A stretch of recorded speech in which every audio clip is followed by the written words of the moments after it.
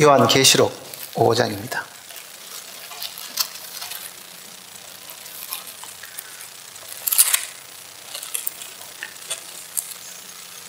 요한계시록 5장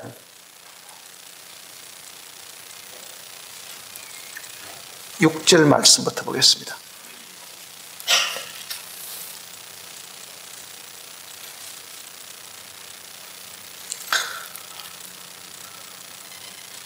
내가 또 보니 보좌와 내 생물과 장로들 사이에 한 어린 양이 서 있는데 일찍이 죽음을 당한 것 같더라. 그에게 7뿔과 7눈이 있으니 이 눈들은 온 땅에 보내심을 받은 하나님의 7 영이더라. 그 어린 양이 나와서 보좌에 앉으신 이의 오른손에서 두루마리를 취하시니라. 그 두루마리를 취하심에 내 생물과 24 장로들이 그 어린 양 앞에 엎드려 각각 금은과 향이 가득한 금 대접을 가졌으니 이 향은 성도들의 기도들이라. 그들이 새 노래를 불러 이르되 두루마리를 가지시고 그 인봉을 떼기에 합당하시도다. 일찍이 죽임을 당하사 각 족속과 방언과 백성과 나라 가운데서 사람들을 피로 사서 하나님께 드리시고 그들로 우리 하나님 앞에서 나라와 제사장들을 삼으셨으니 그들이 땅에서 왕노릇 하리로다 하더라. 내가 또 보고 들음에 보좌와 생물들과 장로들을 둘러쓴 많은 천사의 음성이 있으니 그 수가 만만이요 천천이라. 큰 음성으로 죽임을 당하신 어린 양은 능력과 부와 지혜와 힘과 존귀와 영광과 찬송을 받으시기에 합당하도다 하더라. 내가 또 들으니 하늘 위에와 땅 위에와 땅 아래와 바다 위에와 또 그 가운데 모든 피조물들이 이르되 보좌에 앉으신 이와 어린 양에게 찬송과 존귀와 영광과 권능을 세세토록 돌릴지어다 하니 내 생물이 이르되 아멘하고 장로들은 엎드려 경배하더라. 기도하십시다.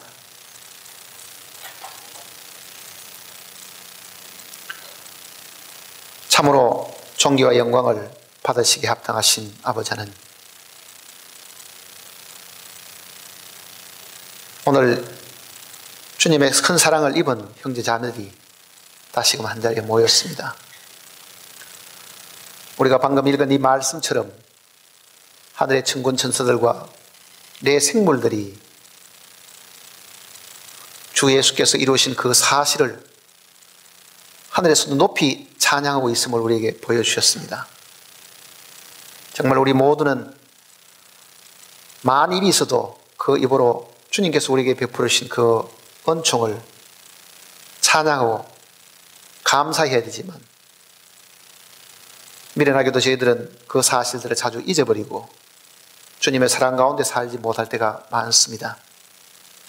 오늘 주님의 사랑을 입은 많은 형제 자매들이 한자리에 모여서 하늘의 천군 천사들이 부르는 이 노래들을 저희들도 배워서 함께 부를 수 있도록 우리의 마음에 주님의 큰 사랑을 다시 한번 부릴 듯 일으켜 주시기를 간구드립니다. 기록된 말씀의 뜻이 각 심령들 마음속에 정확하게 전달될 수 있도록 성령께서 마음을 활짝 열어주시고 빛을 비추어 주시옵소서. 우리 주 예수님의 거룩하신 이름으로 감사하고 기도드립니다.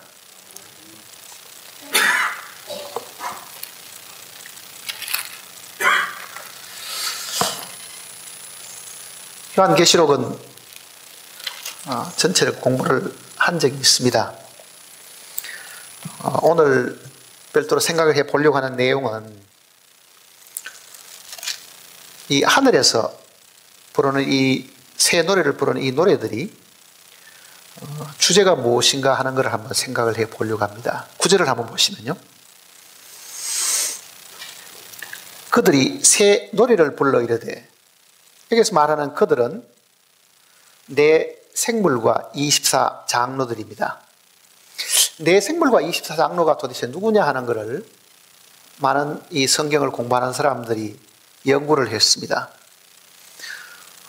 여기서 말하는 24 장로들은 아마 12지파의 이스라엘 고약의 성도들이나 또 12사도들을 중심으로 하는 신약의 성도들을 합친 것이라고 이야기하는 사람들이 사실이 있습니다. 대부분 많은 사람들이 신구약의 모든 성도들을 합쳐서 24장로라고 이렇게 부른다고 가르치고 있습니다. 근데 사실은 여기서 말하는 24장로들은 사람의 장로들이 아니라는 것을 우리가 알 수 있습니다. 그리고 여기 지금 네 생물도 하늘에 있는 이 그룹들의 이 모습들입니다. 에스겔서 내용을 보면 이 그룹이 네 가지 모습을 하고 있음을 가르쳐 주었습니다. 그 네 가지 모습이 여기는 네 생물로 비유가 되어 있습니다. 네 생물.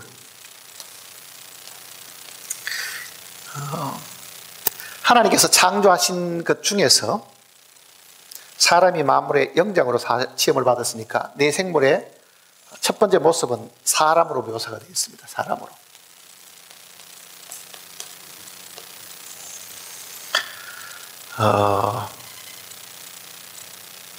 그리고 하늘을 나르는 모든 새들을 대표하는 독수리가 있고, 모든 이 가축들을 대표하는 소가 있고, 모든 짐승을 대표하는 사자가 있습니다. 그러니까 에스겔서 내용을 보면은 이 그룹의 모습들이 사람이나 독수리나 소나 사자의 모습을 하고 있다고 이야기했습니다. 그러니까 이 네 생물은 어떻게 보면은 하나님께서 지으신 모든 피조물 전체를 다 대표하고 있는 것이다. 이렇게 지금 볼 수가 있고, 여기서 24장로들은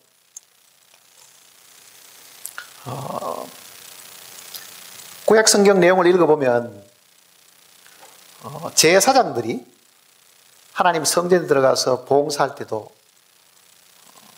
순번이 1번부터 24번까지 24반차가 있었습니다. 그러니까 그 24반차를 따라가지고 차례대로 1번, 2번, 3번 해가 이렇게 이 봉사도록 나누어진 것도 그 24수로 나누어져 있습니다.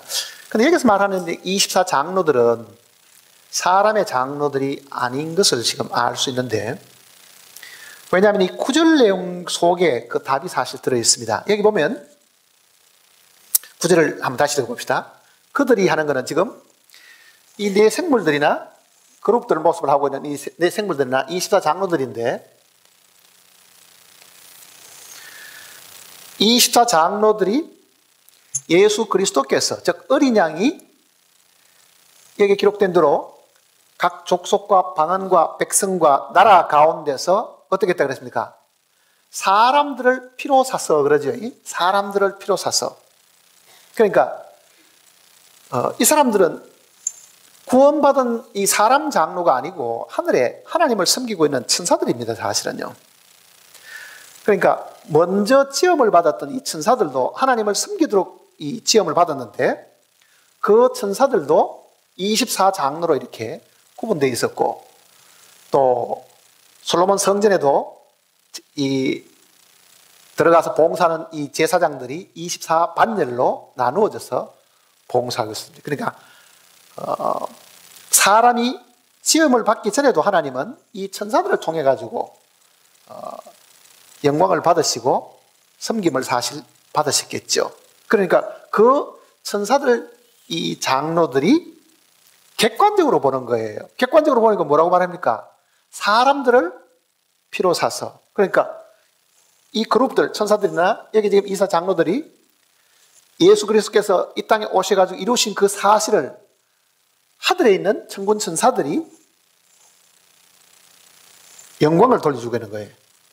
그러니까 그네들이 부르는 찬송은 주 예수 그리스도께서 하신 일을 객관적인 입장에서 지금 영광을 올리고 있는 그 모습입니다. 그런데 지금 각 족속과 방언과 백성과 나라 가운데서, 그거는 온 세계에 속한 모든 사람들이잖아요. 말이 다르고 피부가 다르고 민족이 다르고, 그러니까 전 세계에 있는 이 사람들 중에서 피로 사서, 어린 양의 그 피로 사서 하나님께 드리신 그 사실을 하늘에 있는 천군 천사들과 24장로들이 그 예수님께서 이루신 그 사실을 새 노래를 지금 부르고 있습니다. 그런데 불행히도 지금 이 내용 중에 사람들을 피로 사서 하는 이 구절이 킹제임스 역을 보면 이게 우리들을 이렇게 표현해 놨습니다. 그거는 킹제임스 역에 믿습니다. 만일 그게 우리들이 되어버리면은 이 장로들이 사람 장로, 즉 자기들을 포함하여 그 뜻이 되잖아요.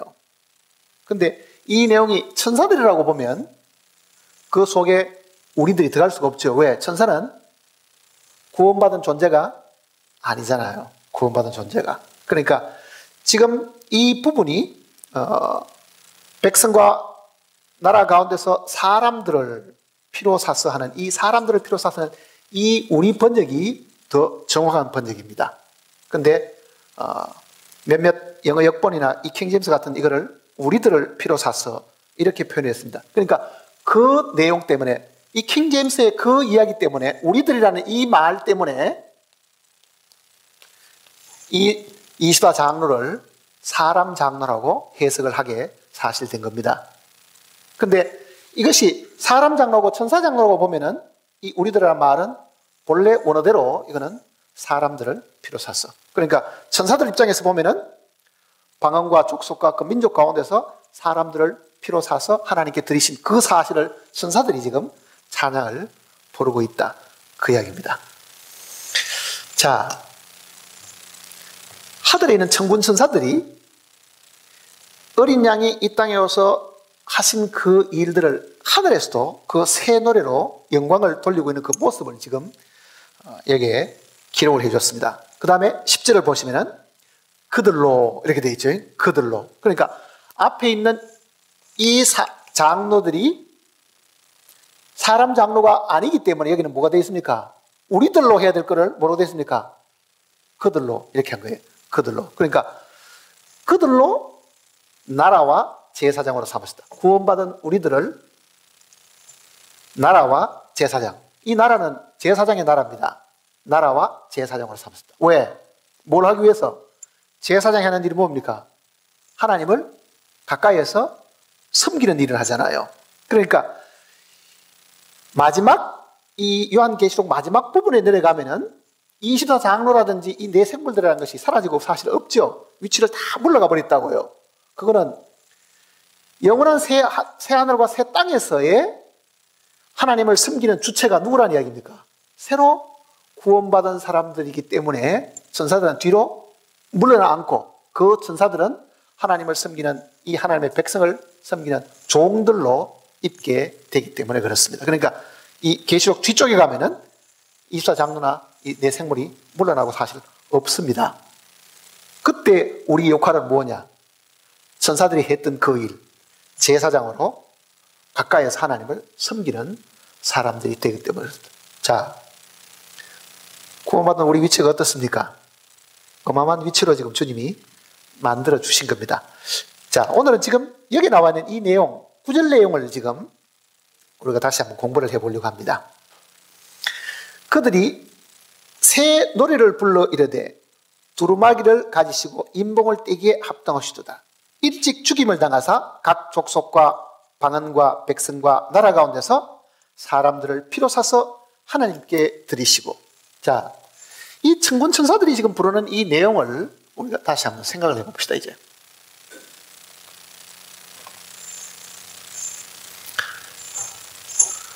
피로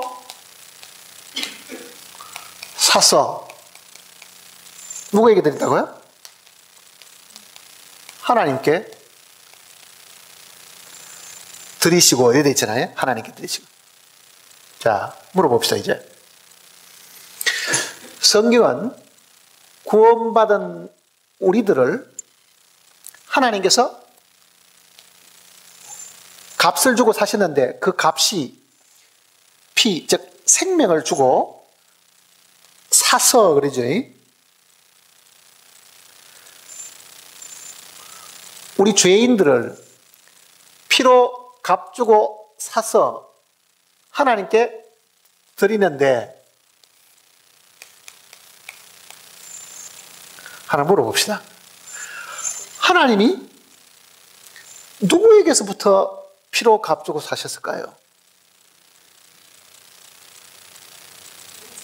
누구한테 돈을 지불했겠어요, 그러면? 누구에게 피값을 지불했겠냐고요?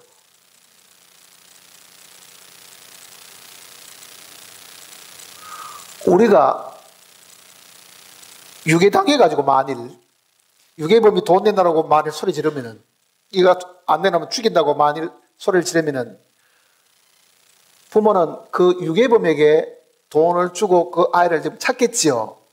자, 그러면 하나님이 우리를 피로 값주고 사셨을 때는 누구에게 이 값을 줬겠어요?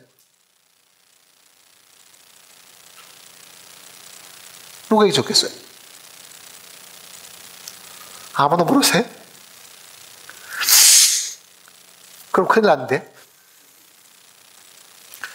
주님이 나를 피로 값주고 사셨는데 내가 어디에 묶여 있다가 풀려나왔으면 돈은 누가 받았어요? 피값은 누가 받았어요?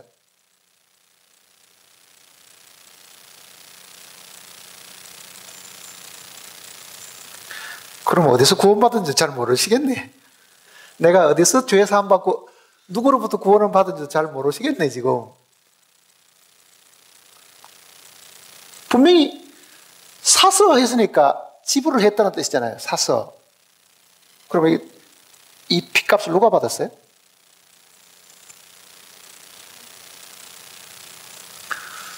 알듯 말듯 합니까? 알고 있는 걸 이야기하면 혹시 틀릴까 겁을냅니까? 어른들은 솔직하지 않아요, 사실은요. 아이들은 정말 솔직한데 어른들은 알아도 모르는 척, 몰라도 아는 척 하니까 이거 속이고 있는 거예요, 어떻게 보면.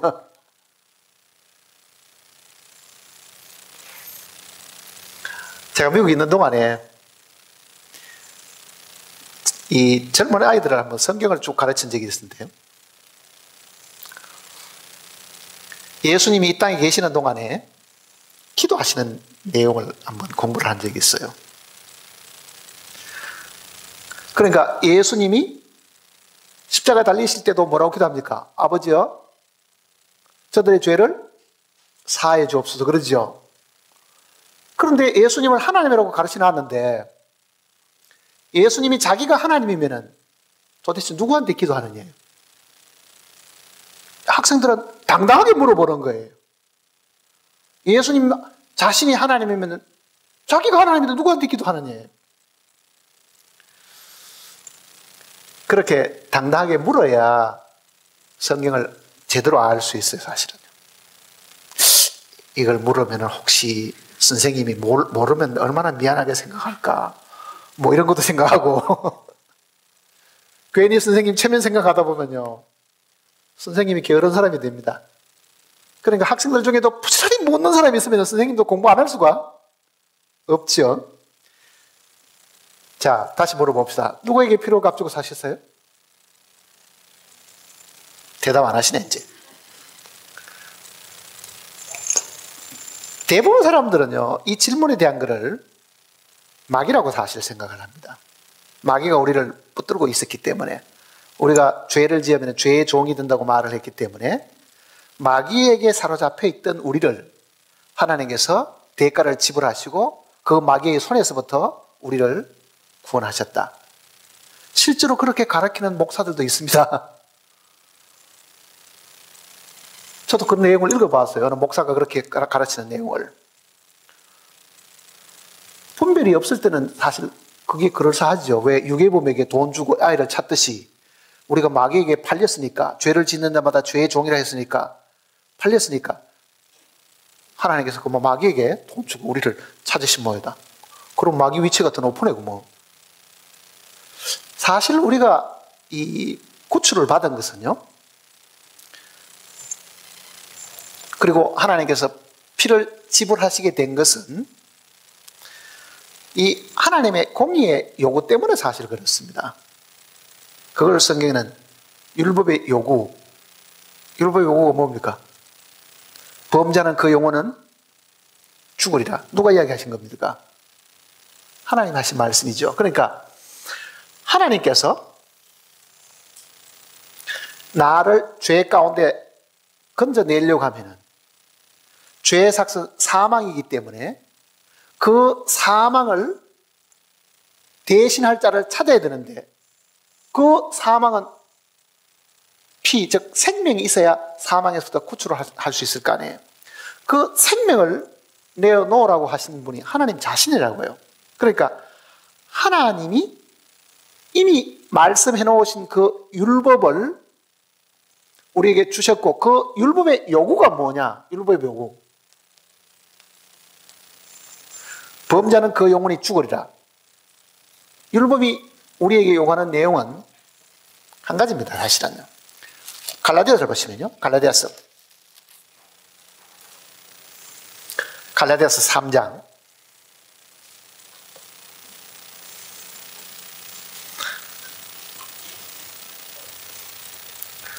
갈라디아서 3장 10절입니다.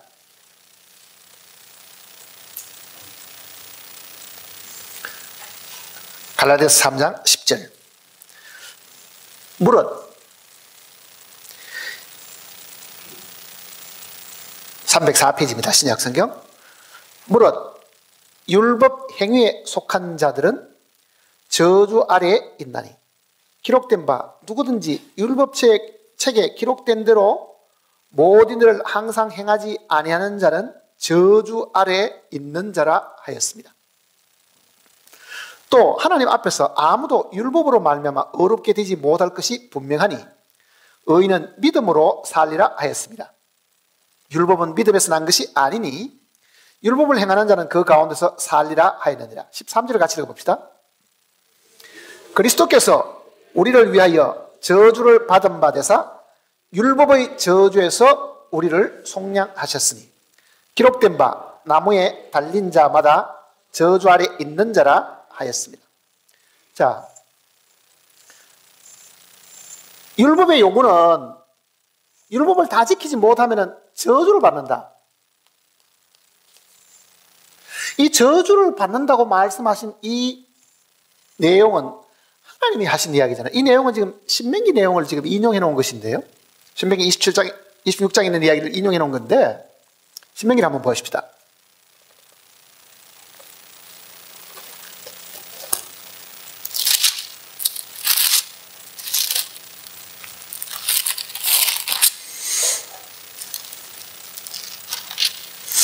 (27장입니다) 27장 26절.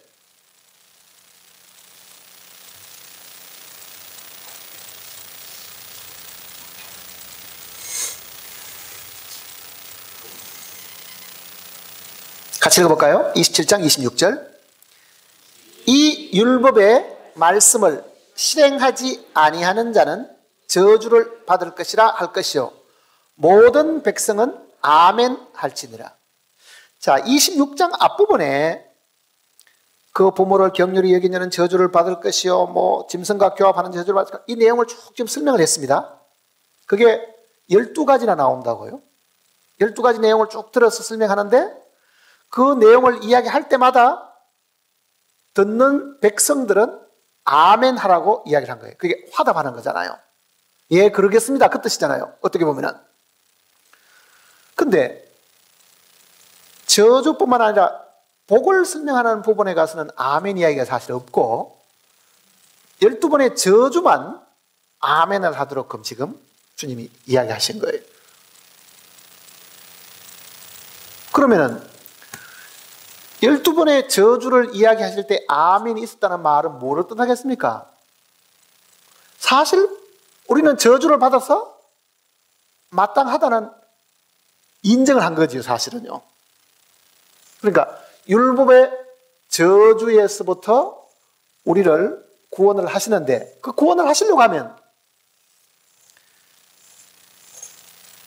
그냥 하나님이 마음이 좋아가지고 나는 사랑이 많으니까 내가 네 죄를 용서해 준다 이렇게 하실 수가 없으십니다. 왜? 율법은 하나님의 공이거든요.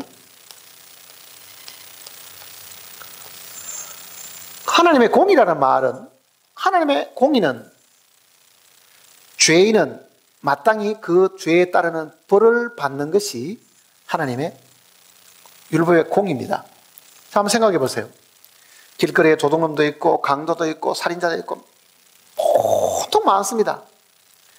대통령이 마음이 굉장히 좋고 사랑이 많은 대통령이 있다고 가정해 보세요. 강도들도 내가 사랑이 많으니까 너도 형편이 뭐 좋잖아가 그렇게 했겠지.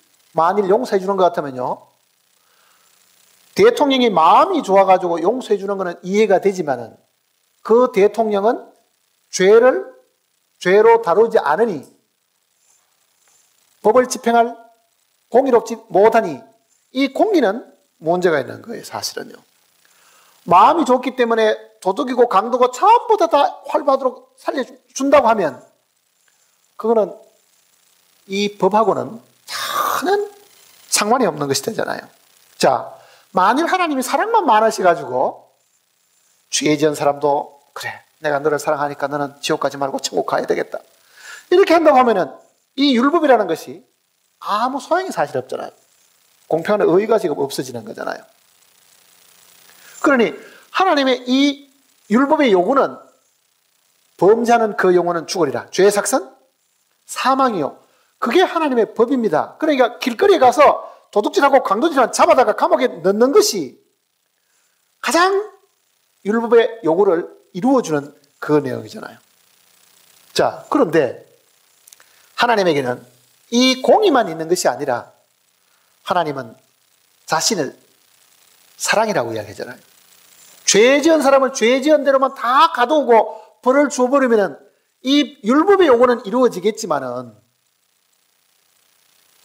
하나님의 사랑은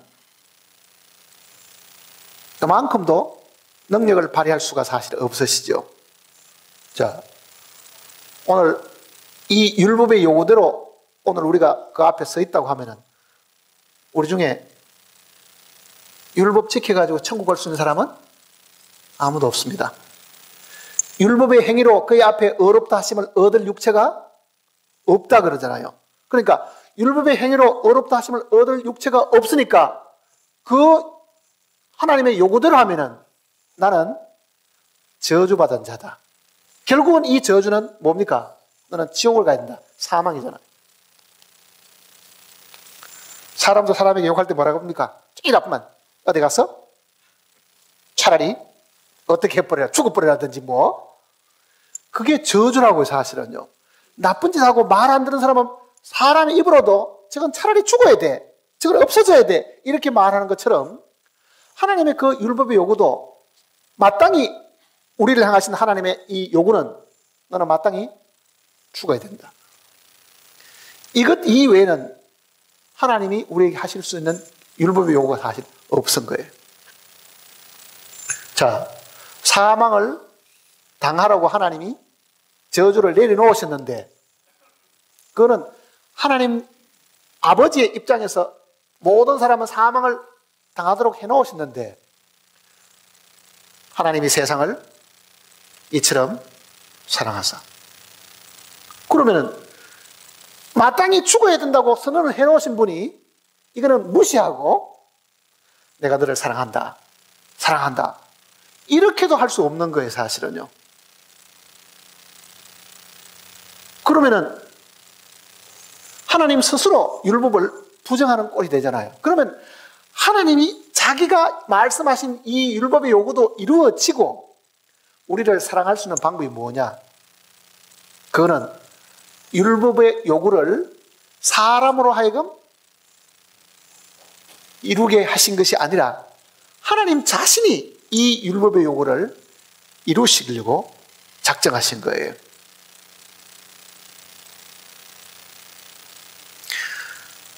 히브리서 내용이나 레위기 내용은요, 율법을 주차 그의 모든 물건들이 피로서 정결케 되나니 피 흘림이 없은즉 사함이 없다 그러죠. 그러니까 하나님의 요구하는 것은 뭐냐? 이 사망에서부터 구출을 받으려고 하면 사망을 대신하는 뭐가 있어야 됩니까? 생명이 있어야 되는데 이 생명은 어디 있습니까? 피에 있죠.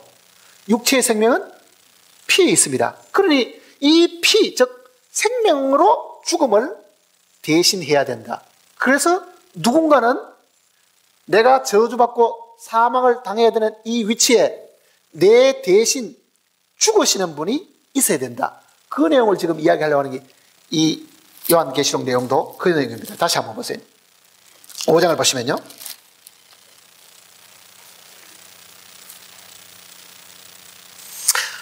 요한계시록 5장 9절입니다. 요한계시록 5장 9절. 그들이 새 노래를 불러 이르되 두루마리를 가지시고 그 인봉을 떼기에 합당하시다. 일찍 뭘 했다고요? 죽임을 당하사. 자, 어린 양이 일찍 죽임을 당했다. 죽임을 당한 이유가 뭐냐 그러면은, 자, 이 내용을 다시 한번 생각을 해보세요. 자, 이 지구상의 모든 사람이 다 죽어야 되고 나도 죽어야 되는 사람인데, 내가 장차 멸망을 당하고 지옥을 가면 그거는 내가 내 죄값을 내가 스스로 갚는 결과가 되지요. 그러니 내가 지은 죄 때문에 내가 지옥 가는 거는 내가 죄값을 받는 겁니다.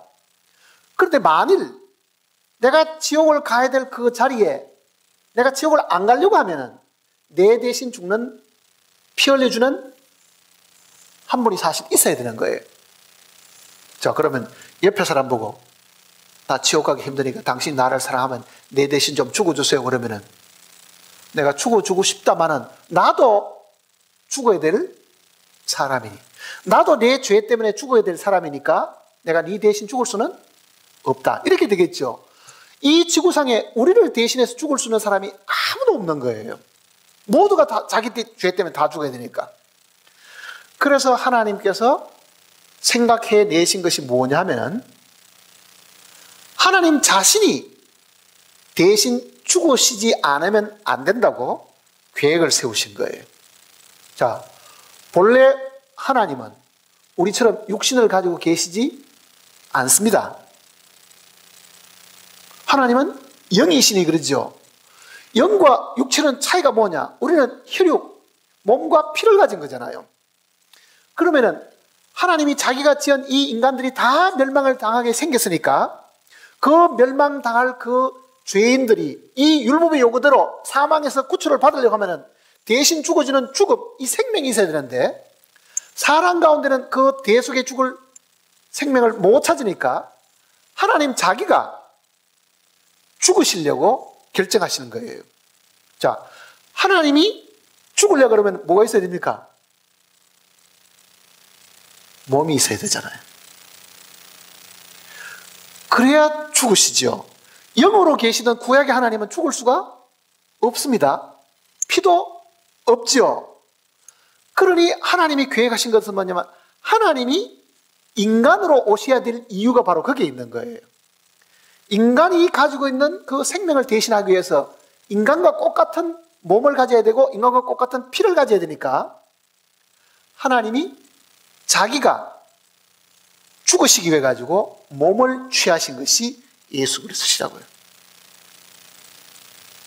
우리는 막연하게 하나님이 사람이 되셨다, 도성인신, 말씀이 육신이 되었다고 말하지만 하나님이 육신이 되어야 될 제일 큰 이유는요, 죽기 위해 가지고 육신이 되신 거예요. 아들을 이 땅에 보내신 거는 죽기 위해서 육신이 되신 거라고요. 디모데전서를 보시면요,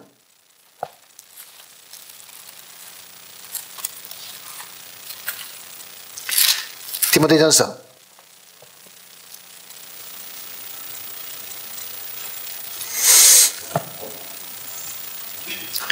6장입니다. 342페이지, 41페이지.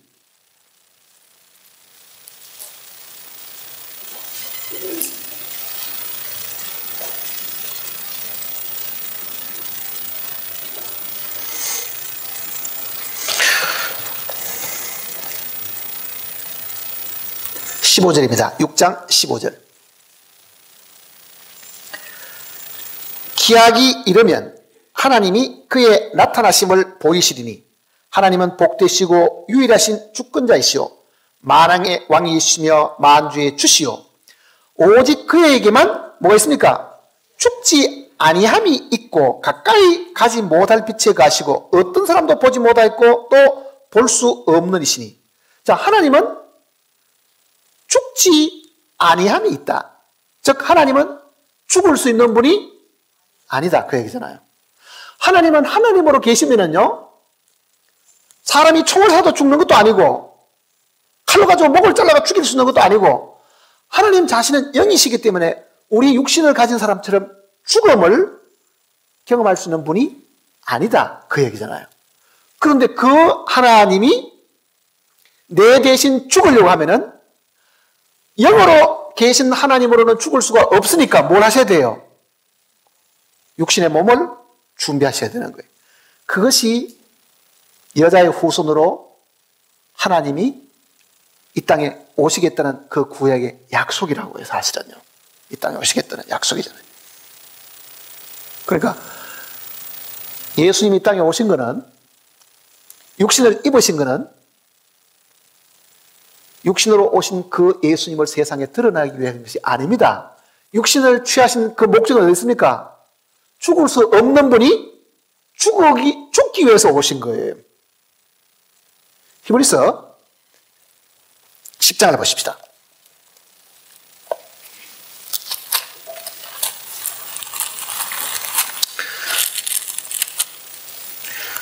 히브리서 10장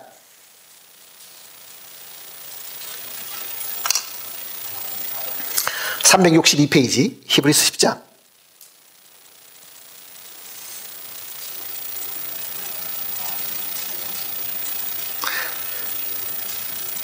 4절입니다. 이는 황소와 염소의 피가 능히 죄를 없이 하지 못함이라. 구약시대 때 사람들은 사람이 대신 죽는 것이 아니라 짐승을 대신 잡아가지고 죄 사함 받았죠. 그러나 그것은 그림자인데, 황소와 염소의 피는 사람하고는 차원이 다르죠. 짐승의 피 가지고 어떻게 사람의 생명이 대속받을 수 있겠는가? 그러나 그것은 그림자로 주신 것이고 예표로 주신 것인데, 5절을 보시면, 그러므로 주께서 세상에 임하실 때에 이르시되 하나님이 제사와 예물을 원하지 아니하시고 오직 나를 위하여 뭘 준비했다고요? 한 몸을 예비하셨도다. 번제와 속죄제는 기뻐하지 아니하시나니 이에 내가 말하기를 하나님이여 보시옵소서, 두루마리 책에 나를 가리켜 기록된 것 같이 하나님의 뜻을 행하러 왔나이다. 자, 구약시대 때 번제 속죄제 드리는 그 제사는 양이나 염소고 하지만은 실제 사람을 대신해서 죽을 수 있는 것은 아니지만 예표로 주신 거지만은요, 하나님이 그 구약의 긴 예표 속에 진짜 사람을 위해서 죽으실 사람을 보내셨다. 그건 하나님이 사람 되신 것이래요. 12월 25일 되면 온 세계가 지금 떠들썩하게 크리스마스를 이야기하지만은요, 실제 그 크리스마스는 탄생을 목적한 것이 아닙니다. 성경 어디에도 주님의 탄생을 기뻐하고 주님의 탄생을 축하라는 말이 사실 없잖아요. 그런데 유독히 성경은 그의 죽으심을 기념하라는 말은 성경 곳곳에 기록이 되어 있습니다. 왜 그렇습니까? 그분은 육신의 몸을 입으신 이유가 죽기 위해서 입으신 것이지, 육신 입으신 그 자체가 목적은 아니기 때문에 그렇다고요.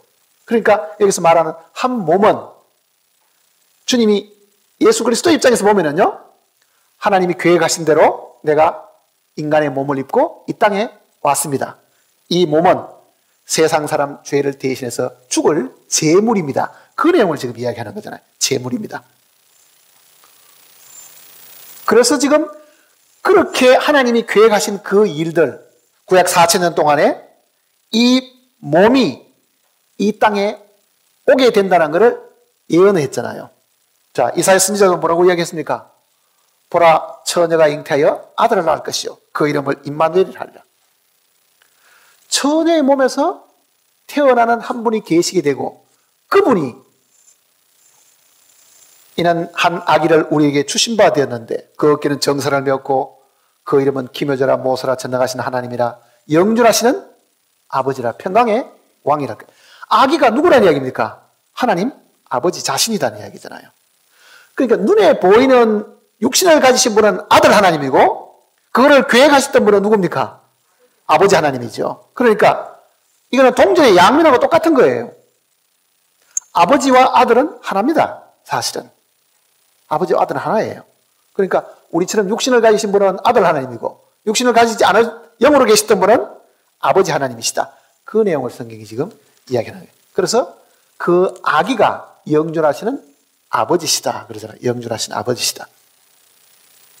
자, 하나님께서 율법의 저주로 인해가 죽을 수밖에 없는, 즉 사망을 반드시 경험하고 사망만 경험한 것이 아니라 육신의 목숨만 끝이 나는 것이 아니라 한 번 죽는 것은 사람에게 정하신 것이요. 그럼 죽으면 끝이 납니까? 아니죠. 뭐라 그럽니까? 그 이후에는 심판이 있으리니 그러잖아요. 그게 영원한 지옥의 심판이라고요. 육신의 목숨을 잃는 걸로 끝이 나는 것이 아니라 그 이후에 죄에 대한 율법의 그 요구대로 영원한 저주를 받아서 영원한 지옥불에 들어가도록 정해놓은 이 사실을 주님이 우리에게 가르쳐 주시면서 생명을 주셨다. 그러니까 그 생명은 바로 피에 있으니까 피 흘림이 있어야 되는데 이 피를 흘리시는 분이 계셔야 되겠죠. 그것이 하나님의 아들 예수 그리스도 하나님 자신이잖아요. 피를 흘리시고 사서 누구에게 샀습니까? 하나님 아버지께 지금 드린 거예요. 피를 하나님 아버지가 요구하셨기 때문에 피를 하나님 아버지께 드린 거예요. 누가? 아들 하나님이 하나님의 요구를 들어드리기 위해서 육신을 입고 이 땅에 오셔가지고 피를 하나님 아버지께 드리신 겁니다. 그러니까 요구하신 분이 하나님이시니까 하나님께 드리시고 그러잖아요. 하나님께 드리시고. 자, 우리를 사서 하나님께 드리신 것도 예수님 자신이고 피를 받으신 분도 누굽니까? 하나님입니다. 자, 이 예표는 구약 성경 속에 자세하게 나와 있습니다.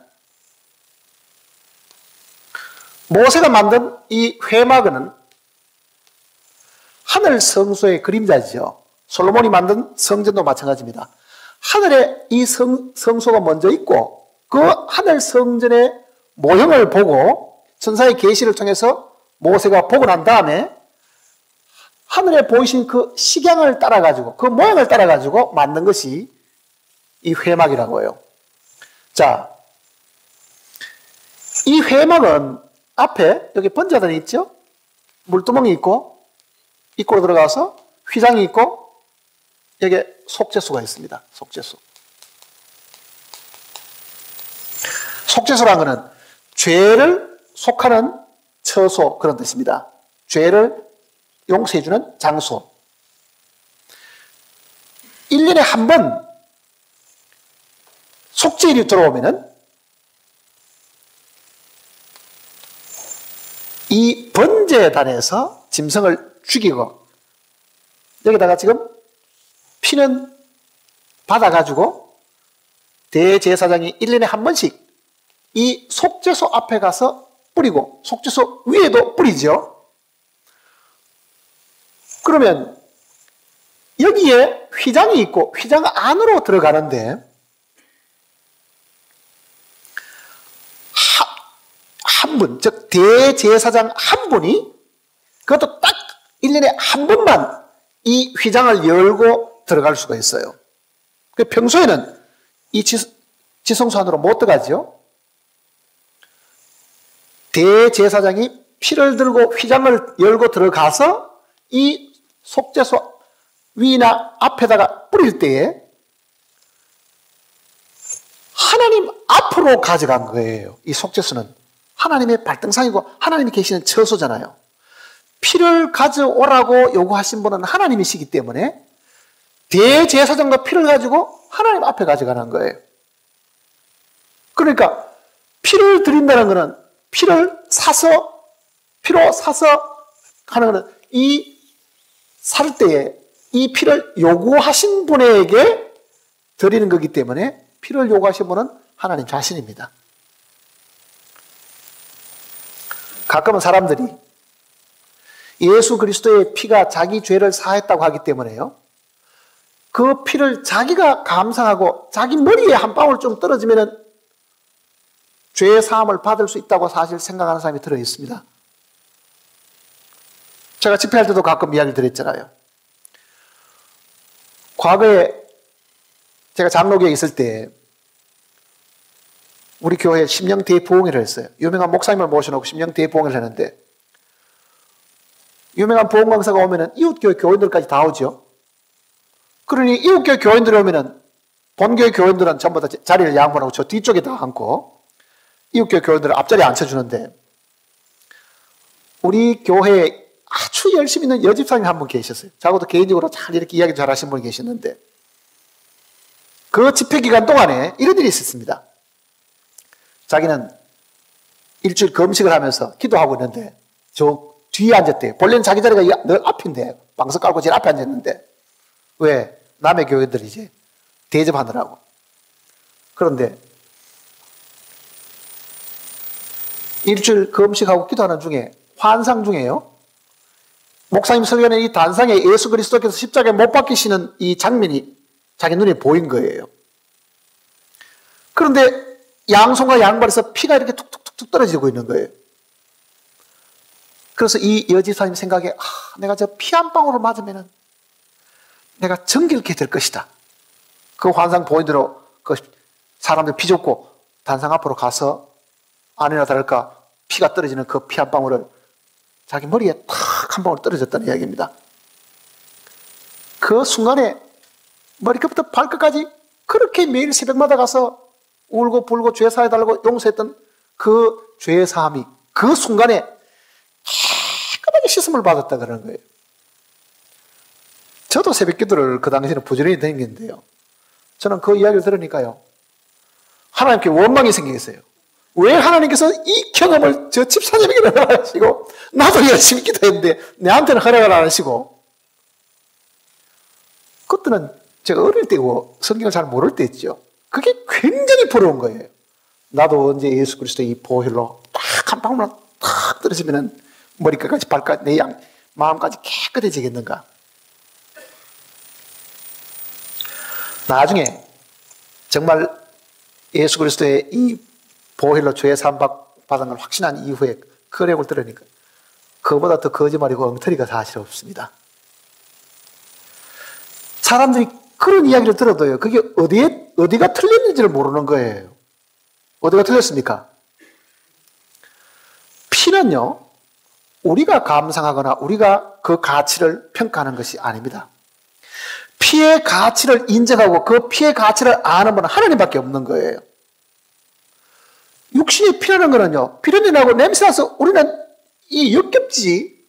그 피가 만일 내 머리에 한 방울 떨어져서 죄 사함 받는다고 하면은 제가 볼 때는 예수님 십자가 밑에서 죽었는지 안 죽었는지 알아보려고 로마 군인이 콱 하고 창을 가지고 옆구리를 찔렀습니다. 어떻게 됐어요? 피와 물이 쏟아졌더라. 그 핏방울 안 튀었겠어요? 그러면 그 로마 군인은 피를 아마 뒤집어 썼으면은 그 사람보다 더 깨끗해진 사람 사실 없겠네. 그런 일이 아니라고요. 그 피는 사람이 감상하거나 사람이 경험할 수 있는 내용이 아닙니다. 피 흘림이 없은 적 사함이 없다고 말씀하시면 하나님이시고 피를 요구한 분도 하나님이기 때문에 모든 대제사장들은 그 피를 하나님 앞에 갖다 드리는 거예요. 그러면 예수님도 어떻게 해야 되겠어요? 그 피를 하늘 성소에 가져가셔야 되겠죠. 이 땅에서 죽으셨는데 이 땅에서 십자가에 달려 돌아가셨는데 하나님이 계시는 곳이 어딥니까? 하늘 성소죠. 그러니 주님이 죽으신 그 3일 동안에 주님은 그 피를 가지고 하늘 성소에 하나님 앞에 들어가신 거예요. 그리고 피를 가져왔습니다 하고 하나님을 보여드린 거예요.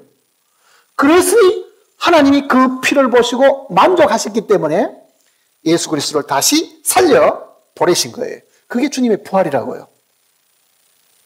그러니까 예수님의 피를 보고 됐다.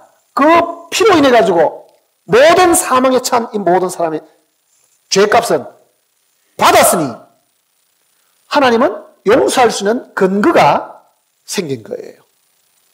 뭘 가지고 용서합니까? 죄값을 받았으니 하나님께는 용서할 수 있는 권한이 생기신 거예요. 그래서 예수님이 땅에 계실 때도요, 소자여 네 죄가 사해졌는데, 그렇게 말씀할 수 있는 그 권한이 누구에게 있습니까? 하나님 자기에게 있습니다. 하나님 자기가 그 죄값을 다 받았으면 하나님도 이제는 우리를 용서 안 하실 수가 없습니다. 하나님도 지금 이 땅에 이 사실을 믿은 사람의 죄를 하나님이 마음에 안 든다고 해가지고 니는 안 되겠다, 이렇게 할 권한이 하나님께는 없는 거예요. 피를 받기 전에는 하나님도 그럴 권한이 계시지만은요, 이제는 이 피가 하나님 앞에 들어졌기 때문에 하나님도 용서 안 하실 수가 없게 된 거예요, 지금은요. 물건값 다 받고 물건 안 줄 수 있는 방법이 있습니까? 돈은 다 받았는데 물건 안 줄 수 있느냐고요, 그게. 하나님 입장이 지금 그 입장이 되신 거예요. 그래서 믿는 자마다 멸망치 않고 영생을 얻을 수 있는 이유가 이미 그 죄값이 치루어졌기 때문에 누구든지 이제는 다 용서받을 수 있는 길이 열려져 있다, 그 얘기잖아요. 자, 그러면 이 피는 우리가 죽어야 될 것 바로 생명이고, 그거를 사서 율법의 저주, 즉 하나님께로부터 산 거죠. 하나님이 요구하신 것을 피를 드렸으니까, 하나님께 피를 드리셨으니까 하나님께서 샀죠. 그리고 다시 우리를 누구에게 드렸다고요? 하나님께 드렸다, 그런 얘기입니다. 자, 하나님께서 사서 우리를 하나님께 드렸다. 자, 3분이 소유권을 가질 수가 있습니다. 예수 그리스도가 자기 피로 우리를 피로 값주고 사셨으면 사신 분이 주인이다, 그 얘기잖아요. 주인이다. 시장에 가면 많은 물건들이 있는데 그 물건을 돈을 지불하기 전까지는 상점 주인에게 있지만은 돈을 일단 지불한 것에 대한 물건은 소유가 주인에게서부터 내한테는 넘어오지요. 이거를 피로 값주고 사셔가지고 주님이 자기 소유로 삼으신 겁니다. 자, 우리는 이 사실을 믿으면은요, 우리가 인정해야 될 것은 이겁니다. 주여, 당신이 피로 나를 값주고 사셨으니까 더 이상 나는 내 것이 아닙니다. 그거를 먼저 배워야 되는 거예요. 그게 모든 죄사함 받은 사람이 첫 번째 알아야 될 내용이라고요. 나를 피로 값주고 사셨으니 이제는 내가 내 소유를 내가 주장할 수 있는 것이 아니고 당신이 나를 사셨으니 나는 당신의 노예고, 과거에 종들을 파고 노예를 산 것처럼 나를 피로 값주고 사셨으니까 나는 당신의 종이 되었고 당신은 나의 주인입니다, 그 얘기잖아요. 주인이다. 자, 이 사실을 깊이 인식하지 않으면 우리는 절대로 신앙생활을 할 수가 없습니다. 사람들 얼마나 교만하냐면 이렇게 생각합니다. 자기가 하나님을 위해 가지고 뭐를 하는 것처럼 생각하는 거예요. 바쁜 중에 내가 그래도 하나님을 위해서 이렇게 나와서 봉사한다. 내가 그래도 피땀 흘려 버는 돈을 하나님을 위해서 내가 드린다. 그러니 하나님은 여기 앉아 계시고 자기가 노력하고 자기가 수고하고 자기가 열심히 해가지고 하나님께 크게 인심을 쓰듯이 하나님을 섬긴다고 생각하는 것보다 더 어리석은 것이 없다고요. 반대로 생각해 보세요. 내가 돈을 주고 샀는데 종이 팔려온 그 종이 나보고 하는 말이 내가 일어나기 싫지만 아침에 일찍 일어나가 내가 주인을 지금 섬깁니다. 그럼 뭐라겠어요? 얼마나 그게 가당찮은 일이에요. 아, 지는 노예로 지금 있는 거를 내가 사가지고 내가 자유를 줬는데 지가 나를 섬기는 거는요, 노예가 나를 섬기는 거는 내가 노예로 사서 자유를 주면은 그 자유를 주신 주인을 위해 가지고 자발적으로 섬기는 것이 자기 뜻이라고요, 그게. 그런데 아침 일찍 일어나는 거를 자기가 생색내듯이 그렇게 말하면은 그게 피로 삼바된 사람들이 할 수 있는 생각은 아니잖아요.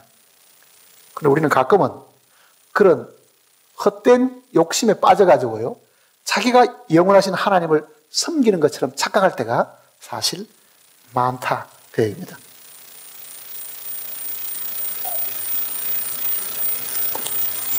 나를 피로 값주고 사시면 내가 가진 것은 누구 것이 됩니까? 과거에 노예를 사고 팔 때도 그렇습니다. 노예가 가진 모든 것은 주인이 소유가 되는 거예요.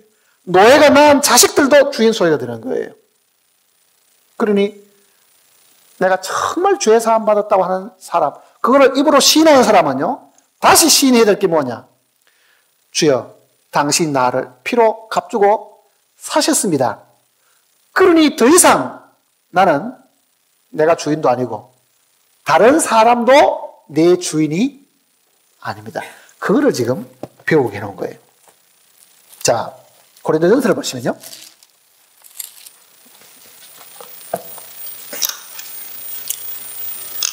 고린도전서 7장입니다. 270페이지.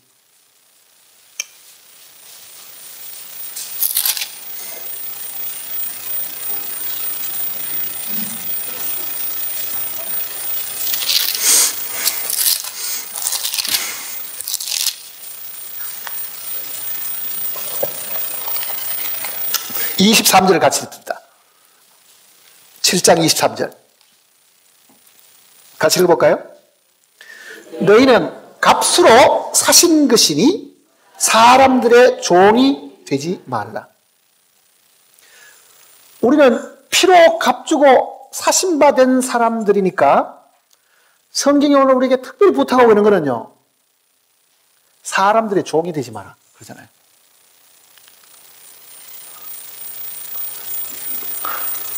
종으로 팔려간다, 그런 의미보다도 지금은 종들이 거의 없어요. 우리가 어릴 때도 종노릇 하는 사람이 우리 동네도 들어 있었지만 지금은 종노릇 하기보다는 어디 가서 월급을 받고 그 사람에 의해서 봉사하고 이렇게 이제 표현되어 있지만요, 성경이 지금 사람들의 종이 되지 마라 하는 이 말 뜻이 정확히 무엇을 의미하는지를 우리가 생각을 해봐야 됩니다. 사람들의 종이 되지 마라. 우리는 자기 영혼을 팔아버리는 그런 어리석은 일들을 하기가 쉽습니다. 무엇 때문에 그럽니까? 돈 때문에 그럽니다. 돈 때문에. 돈 때문에 돈에 빠져 있다 보면은 정말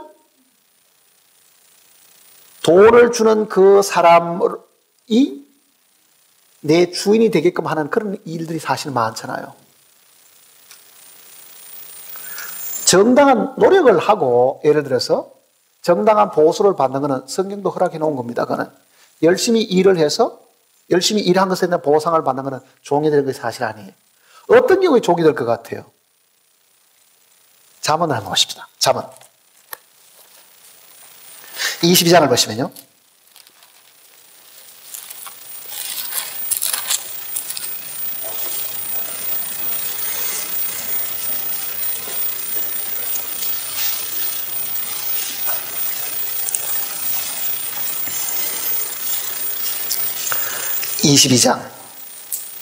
잠언 22장 934페이지입니다. 7절 말씀을 같이 읽어봅시다. 22장 7절. 부자는 가난한 자를 주관하고 빚진 자는 채주의 종이 되느니라. 자, 어떻게 하면 사람이 종이 될 것 같습니까? 빚을 지면 그렇게 됩니다. 사실은요.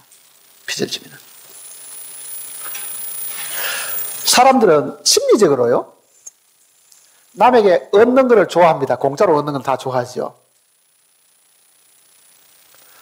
뭐든지 공짜로 생겼다 그러면은 힘 안 들고 얻었으니까 좋아하는데, 은근히 남에게 뭐를 받기를 바라고 있으면은 그거는 스스로 그 사람의 종이 되려고 하는 마음의 자세와 거의 다를 바가 사실 없습니다.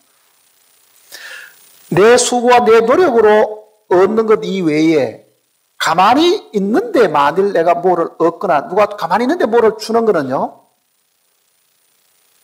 공짜 받는 좋아하는 한국 사람 같으면 뭐라 그럽니까? 공짜는 양재물도 죽을 줄도 모르고 양재물도 마신다 하듯이 그런 마음을 가지게 되면은 사람의 종이 됩니다, 사실은요. 빚지는 것.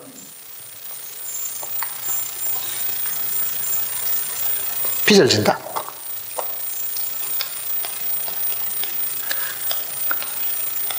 성경에는 이 빚을 죄하고 같이 지금 놓고 설명을 했습니다. 우리가 우리의 죄를 사하여 준 것 같이 우리 죄를 사하여 주옵시고 하는 그 뜻은요, 우리가 우리의 빚을 탕감하여 준 것 같이 우리의 빚을 탕감하여 주옵시고. 마태복음 6장 내용이 그 밑에 줄을 달아 그렇게 달아놨어요. 그거는 같은 뜻이란 뜻입니다. 그게 마태복음 6장 한번 보실까요?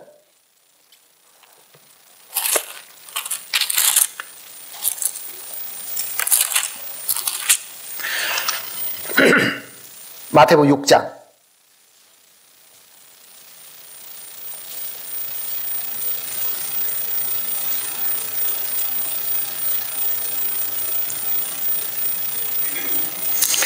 12절입니다.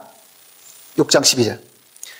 우리가 우리에게 죄 지은 자를 사하여 준 것 같이, 거기에 이 써있죠? 이 뭐라고 되어 있으면 밑에는 빚진 자를 탕감하여 준 것 같이 우리의 빚도 탕감하여 주옵시고. 그러니까 이 빚과 죄가 거의 성격상으로는 같은 것이다라는 이야기입니다. 같은 것이다. 그러니까 우리가 하나님께로부터 죄를 용서받은 것은 죄의 빚을 탕감받은 것하고 같은 거지요. 죄의 빚을 탕감하는 겁니다. 쉽게 얘기 들으면 이 얘기입니다.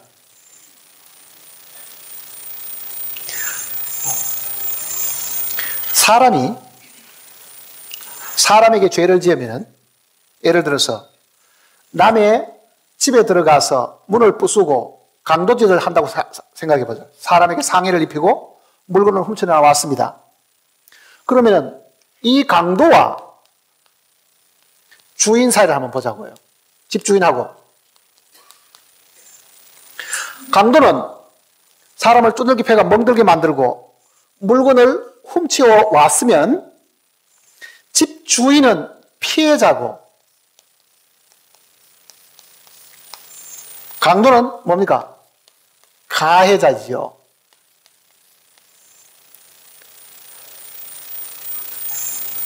가해자와 피해자 관계가 성립이 되는 겁니다.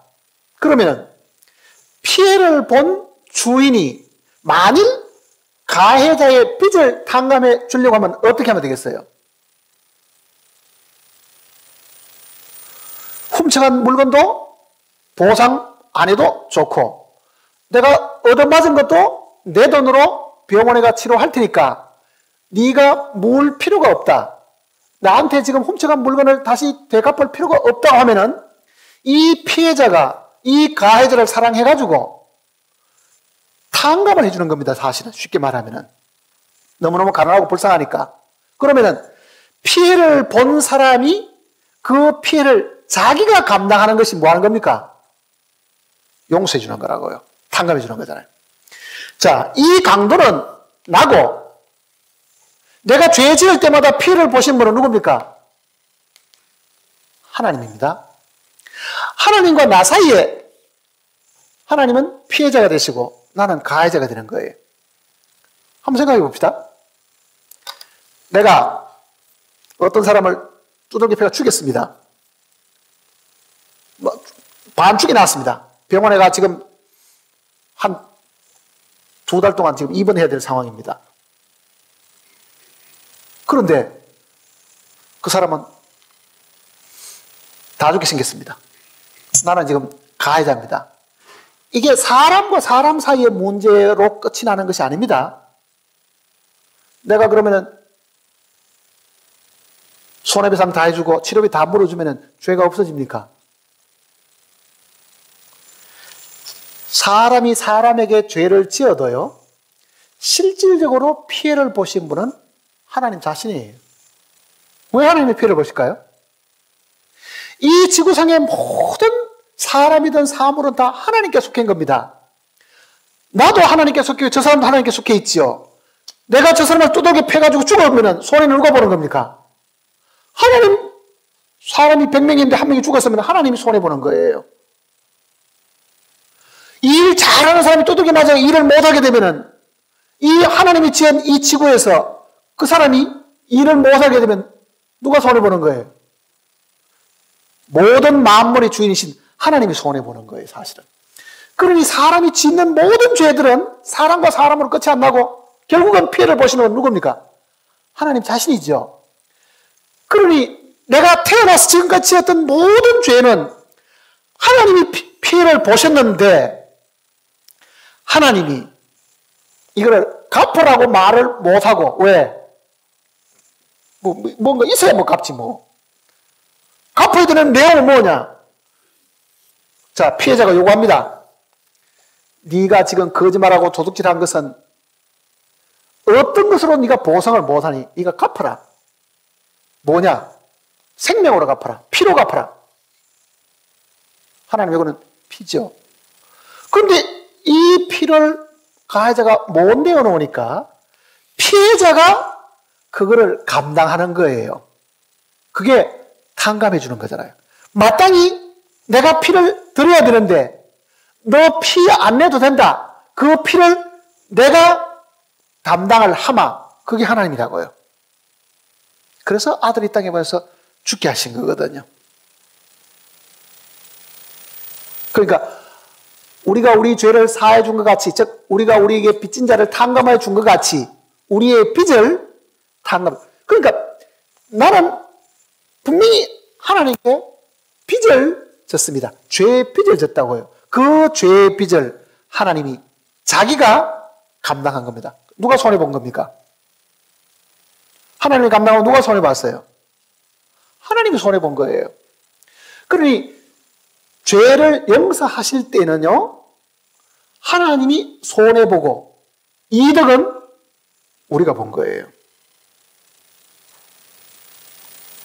내가 어떤 사람이 우리 집에 와서 화분을 하나 깨트렸다고 하면은 그 비싼 화분을 깨트렸으면은 그거를 내가 괜찮으니까 내가 이걸 담당하면 하면은 그 화분값은 내가 손해보는 거잖아요. 그러니까 하나님이 우리 죄를 용서하실 때는요, 하나님 편에서는 뭐 일어났습니까? 손실이 발생을 했다.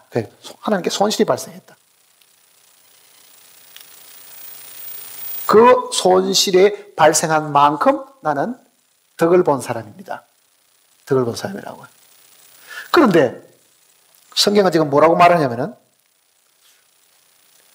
피로 값주고 사신바 되었으니까 사람들의 종이 되지 말라 그러죠. 사람들이 종이 되는 것은 뭐냐? 또 남에게 신세를 지게 되면, 남에게 빚을 지게 되면 준 사람이 주인으로 하는 거죠. 100% 준 사람이 주인으로 하는 거잖아요. 그래서 그리스도인들이 어디 가서 공짜로 뭐를 얻는 것은 특별히 경계를 해야 됩니다. 세상 사람 하는 말에도 세상에 공짜가 어디 있어? 하는데도 괜히 공짜라 그러면은요, 눈이 번쩍 뜨여가지고 얻을 데가 없는가? 이런 마음을 사실 안 가져야 됩니다. 그러니까 그리스도인들은 일확천금을 얻을 그런 기회를 꿈꾸지를 말아야 됩니다. 복금 당첨되기를 그리스도인들은 꿈꿔서 되는 것이 아닙니다. 오늘 어디 투자해놨더니만은 갑자기 몇 배 튕겨져가지고 갑자기 뭐 돈이 많이 벌게 되겠다. 그런 꿈도 사실 꿔서 되는 것이 아닙니다. 그건 그리스도인들이 취할 태도가 사실 아니라고요. 그러니까 어디 가서 뭐 땅을 사놨더니 뭐 몇 배가 튀었다든지 어디 가서 농산물을 사놨더니만 몇 배가 튀어가지고 막 몇 배로 돈을 벌었다든지 하는 그 사고방식을 그리스도인들이 절대로 가져서 안 된다고요. 그러니 투기하거나 복권 사거나 그런 일들은 그리스도인들이 해서 될 일들이 절대로 아닙니다. 왜 그런지 아세요? 왜 사람들이 그렇게 재물이나 돈에 대해서 그렇게 탐을 내는가 보세요. 성경에는 이 하나님과 재물을 겸하여 섬길 수가 없다 그러지요. 하나님과 재물을 겸하여 섬길 수가 없다. 재물. 돈입니다, 돈.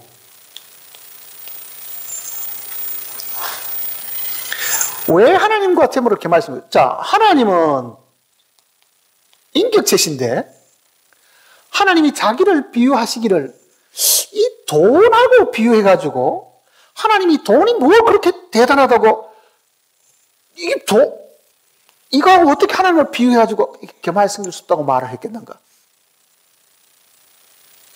이거는 물질이고 이거는 하나님은 인격을 가신 살아계신 분인데 이 재물이라고 표현되는 이 단어가 영어 성경에는 맴먼이라고 되어 있는데요. 맴먼이라는 재물의 신의 이름입니다. 재물의 신이 그게. 자, 왜 하나님께서 이 부분을 특별히 경계하시는가 한번 봅시다. 에덴 동산에는 돈이 있었어요, 없었어요? 상당한 세월이 지나간 동안에 돈이라는 것이 사실 없었을 거라고요. 인간의 역사가 흘러가는 굉장히 긴 세월이 지나가는 동안에도 돈이 이 지구상에 거의 등장하지 않았겠죠. 우리가 이 화폐 역사를 보면 그 화폐가 있기 전에는 이게 물물교환이었거든요.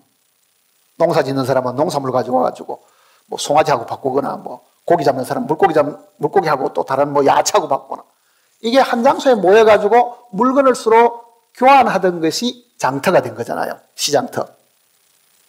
그러니까 그 장날 모여가지고 자기 집에 자기 소유물을 가져와서 서로 이렇게 바꾸었는데 그 바꾸는 것이 조금 더 발전하다 보니까 귀찮잖아요, 이게. 물건 바꿔. 그러니 중간 대체할 수 있는 뭔가를 하나 연구한 것이 그게 화폐란 돈이라는 겁니다. 돈의 가치. 그러니까 돈의 가치로 따져가지고 이 꽃은 100원이고 우리 집에서 기르는 송아지는 1000원이면은 적어도 송아지 한 마리하고 이 꽃하고 바꾸려면은 이거는 10개를 가져와야 된다. 그 기준을 사람들이 정해놓은 것이 이게 가치고 그 가치의 상징적인 표시가 사실은 돈이잖아요. 근데 실제 하나님께서 이 지구상에 만물을 만드실 때는요, 종류로 다 만들어 놓은 거라. 나무도 만들고, 물고기도 만들고, 소도 만들고, 다 종류로 다 만들어 놨는데, 이 다양한 것을 한 가지로 통일시킬 수 있는 것이 돈입니다. 분명히 아담은 농사를 지었고, 가인은 양을 쳤죠. 그런데, 마귀는요, 뒤에 딱 앉아가지고 양이든 농사지었는 곡식이든 이거를 하나로 통일시키는 게 하나 있다. 그게 뭐예요? 돈만 있으면은 곡식도 사고 돈만 있으면은 양도 사올 수 있다. 그러니 사고방식 속에 마귀가 짚불어 넣은 게 뭐냐면은 돈 하나만 가지면 될 걸 가지고 뭘 그래 고생하느냐. 이거를 사람들 마음속에 계속 풀어넣는 거예요. 그러니 지금 사람들 마음속에는요, 곡식이 필요한 게 아니라 뭐가 필요합니까? 돈이 필요하고, 신발이 필요한 게 아니라 돈이 필요하고, 우유가 필요한 것이 아니라 돈이 필요하다고 생각하는 거죠. 돈 하나만 가지면 하나님이 이렇게 다양하게 만들어 놓은 거를 하나로 다 통일시켜가지고, 이 돈을 가지고 이거를 전부 다를 합쳐버릴 수 있고, 이걸 다 자기가 소유할 수 있다. 그러니 어떤 사람도 농사를 안 지어도 돈 벌려고 하고 가축은 안 기르도 돈 벌려고 합니다. 그러니 하나님께서 다양하게 만들어놓은 이 일터의 사람들이 다 떠나버리는 거예요. 지금 없어지잖아요. 농사 짓기도 싫고 가축 기르기도 싫고. 왜? 힘든 거 왜 하느냐? 어디 간단하게 돈 벌 수 있는 방법만 있으면은 그렇게 힘 안 들이고도 할 수 있다. 근데 하나님의 방법은 뭡니까? 얼굴에 땀을 흘려야 내 식물을 먹고 그러잖아요. 사람들은 하나님이 정해놓은 그 위치도 다 떠나버리고 가치를 이렇게 이야기하는 거예요. 너 어디 취직했다며? 그럼 예. 돈 얼마 주는데? 월급 얼마 주는데 물어보잖아요. 그럼 월급을 적게 준다고. 야야 가지 마라. 가지 마라. 근데 그 사람은 그 일 자체가 자기 마음에 들고 그 일을 하는 것이 좋다고 생각해서 하려고 해도요, 부모가 뭐라 그럽니까? 그렇게 월급 조금만 받고 왜 그 일을 하느냐? 실제 필요한 것은 일을 해야 되는데, 우리는 일하는 것도 이게 돈 많이 생기면 일을 해야 되고 돈 적게 생기면 일을 안 해야 된다고 생각하는 만큼 지금 마귀에게 마음이 사로잡혀 있는 거예요. 하나님 일도 그렇습니다. 그 일 해가지고 밥 벌어먹고 살겠는가 생각하면 아무도 할 사람 없는 거예요, 지금. 그러나 하나님이 바라시는 거는요, 이게 돈이 벌리느냐 안 벌리느냐가 있는 게 아니죠. 이게 하나님의 뜻이고 하나님께 주신 일이면은 내가 해야 된다고 생각해야 되는데, 모든 걸 돈으로 다 계산해버리는 이 사고방식은요, 마귀가 준 것이라고요. 그래서 성경에는 돈을 사랑함이 일만하게 뿌리가 된다 그러잖아요. 일만하게. 일만하게 뿌리게 된 이유가 뭡니까? 하나님이 정해놓은 이거를 다 파괴시켜버린 거예요, 전부 다. 마귀는 하나님이 다원화시켜 놓은 거를 마귀는 하나로 통일시키는 것이 마귀가 지금 계획하고 있는 일들입니다. 다원화시켜 나가는 거예요. 그거는 구약부터 신약 이르기까지 다 그렇습니다. 사도행전을 보시면요,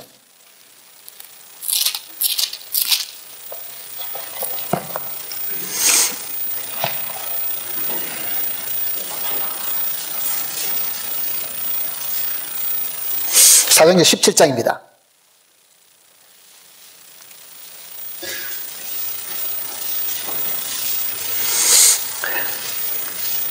사도행전 17장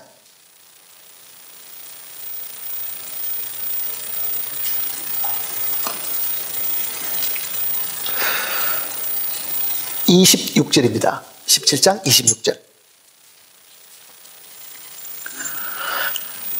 인류의 모든 족속을 한 혈통으로 만드사 온 땅에 살게 하시고 그들의 연대를 정하시며 그 주의 경계를 한정하셨으니.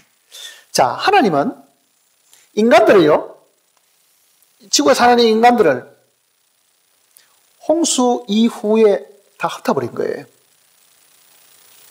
범죄한 인간들을 홍수 이후에 다 흩어가지고 언어도 지금 다 나눠놨죠. 그게 바벨탑 사건 이후에 하나의 언어가 지금 이렇게 수천 갈래로 지금 갈려졌는데, 언어만 나눠진 게 아니라 그 언어를 따라가지고 종족과 민족들이 다 나눠져 있죠. 그리고 그들이 사는 지역들도 다 이렇게 경계를 다 나눠놨어. 나라마다 경계를 다 나눠놓은 거예요. 하나님은 이렇게 다원화시켜가지고 모든 족속을 이 지구 전체에 흩어가지고 살도록 해 두셨는데, 이거를 통일시키려고 하는 것은 사탄이 하는 거예요. 구약성경 이사야서를 보시면요, 이사야서 10장입니다.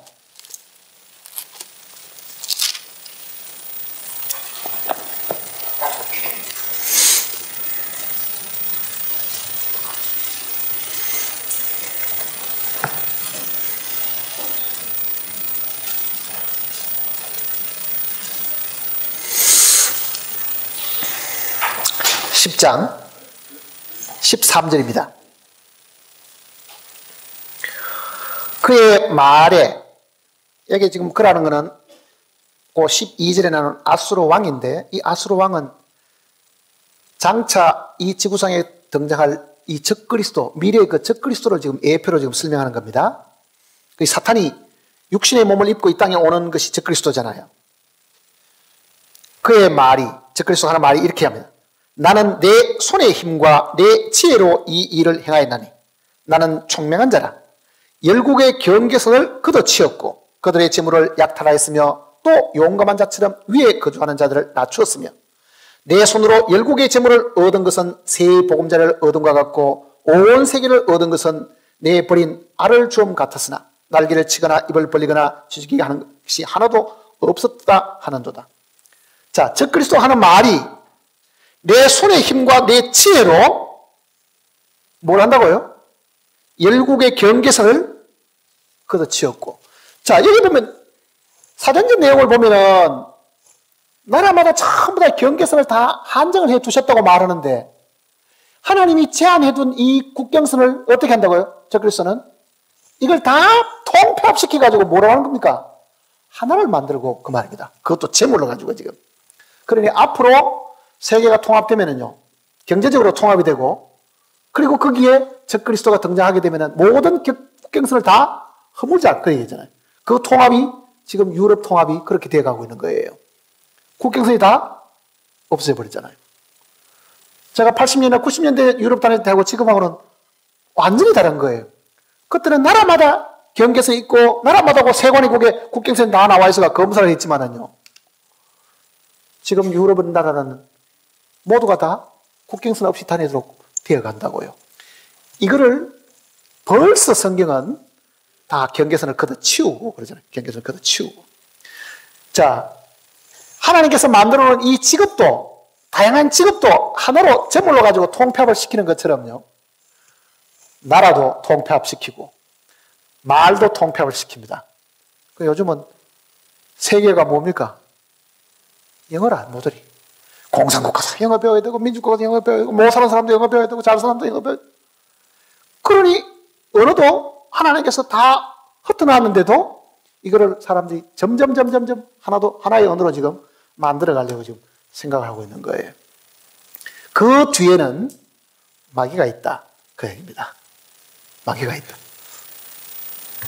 그러니까 지금 이 재물이라는 것도 이 뒤에 마귀가 있음으로 인해 가지고 사람들 하여금 재물의 종이 되게 하는 거예요. 재물의 종이. 자, 어떤 일을 더 가치 있게 생각합니까? 그 일을 통해가 버는 돈을 더 가치 있게 생각합니까?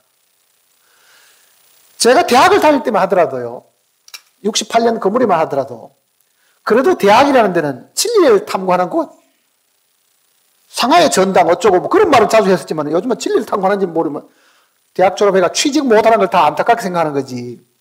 실제 그게 돈이 벌리든 안 벌리든 정말 진리를 추구하고 진리를 탐구하는 장소로 남아있는 곳이 몇 군데 되겠어요. 물론 정말 돈과 관계없이 연구소에 앉아서 연구만 하고 있는 그런 학자들도 아직도 있다는 건 알고 있습니다. 그러나 대다수의 사람들이 졸업을 하고도 돈 잘 버리는 학과를 들어가려고 애를 쓰고, 취직을 해도 돈 잘 주는 회사에 들어가려고 하는 그 많은 이유들이 정말 자기가 인간으로 태어나서 내가 인류를 위해 가지고 무엇을 이바지하고 살 것인가, 그게 돈이 벌리든 안 벌리든 하나님께 주신 일들이기 때문에 내가 그 일을 최선을 다하겠다, 그런 사람 찾아보기가 진짜 어려운 세상이라고요. 마귀가 뒤에서 지금 조종하기 때문입니다. 그래서 여기 지금 이 이야기도 빚진 자는 체주의 종이 된다 그러잖아요. 빚진 자는 체주의 종이 된다. 그 종이 되는 이유가 뭐냐면 돈을 가지고 지금 조종을 하기 때문에 그런 거예요. 그러니까 돈 준 사람은 자기도 모르는 사이에 사람을 부리는 주인이 되어 있다. 그 얘기잖아요. 주인이 되어 있다. 그러니까 그리스도인들이 정말 하나님을 주인으로 모시고 살려고 하면은 중간에 작은 주인들이 사라져야 됩니다. 내가 누구를 쳐다보면은 얼굴도 못 들고 그 사람 앞에는 항상 아부를 해야 되고 그 사람 비유를 맞춰야 되고 그 사람 말하는데 맞장구를 쳐야 될 그런 사람이 없어야 신앙생활을 할 수 있고 주님을 제대로 섬길 수가 있다. 그 이야기입니다. 성경이 오른손이 하는 것을 왼손이 모르게 하라. 구제할 때도 그렇게 하라 그러지요. 구제를 공개적으로 해버리면요, 받는 사람은 불안한 거예요. 그 사람 종이 되기 때문에.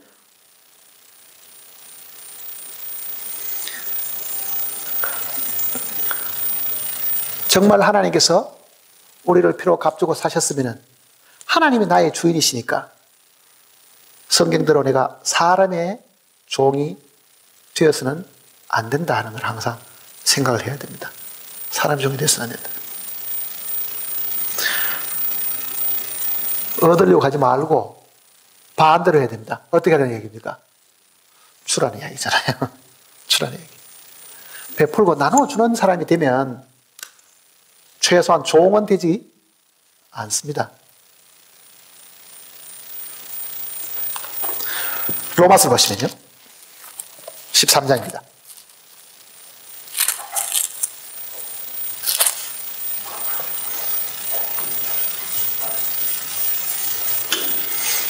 로마 13장.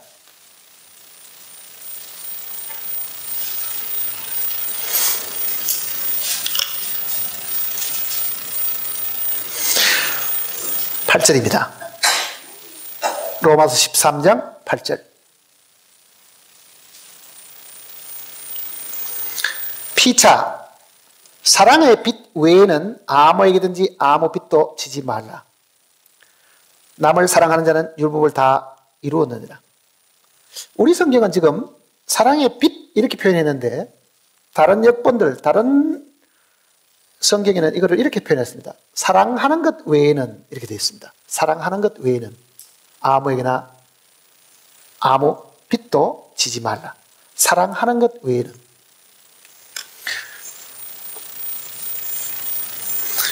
자, 사랑을 하면은 어떤 일이 생깁니까?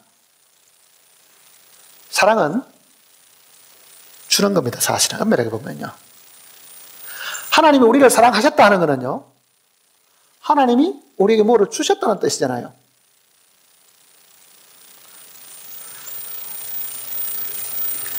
사랑 없이도, 사랑하지 않고도 남에게 뭐를 줄 수는 있지만은요, 주는 것 없이 사랑하기는 힘듭니다.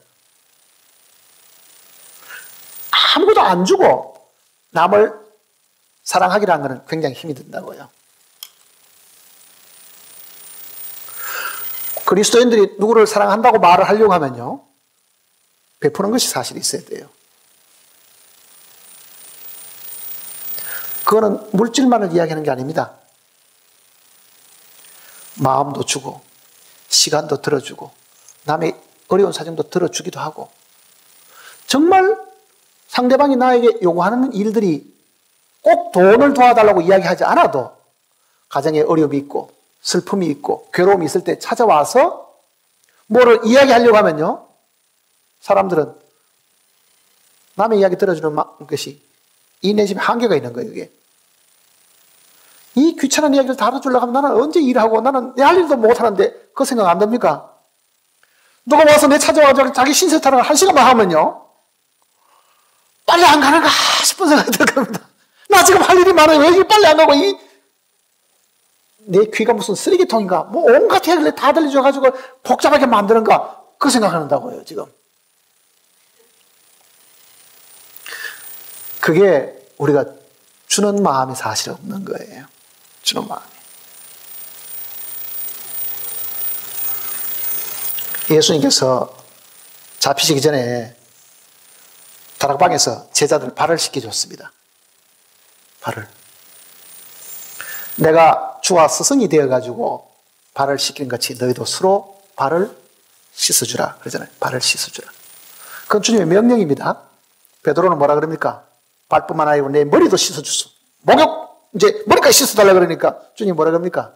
이미 목욕한 자는 발밖에 씻을 필요가 없다. 이미 목욕한 것은 뭐냐? 우리가 예수 그리스도의 보혈로 씻음을 받았다는 뜻입니다.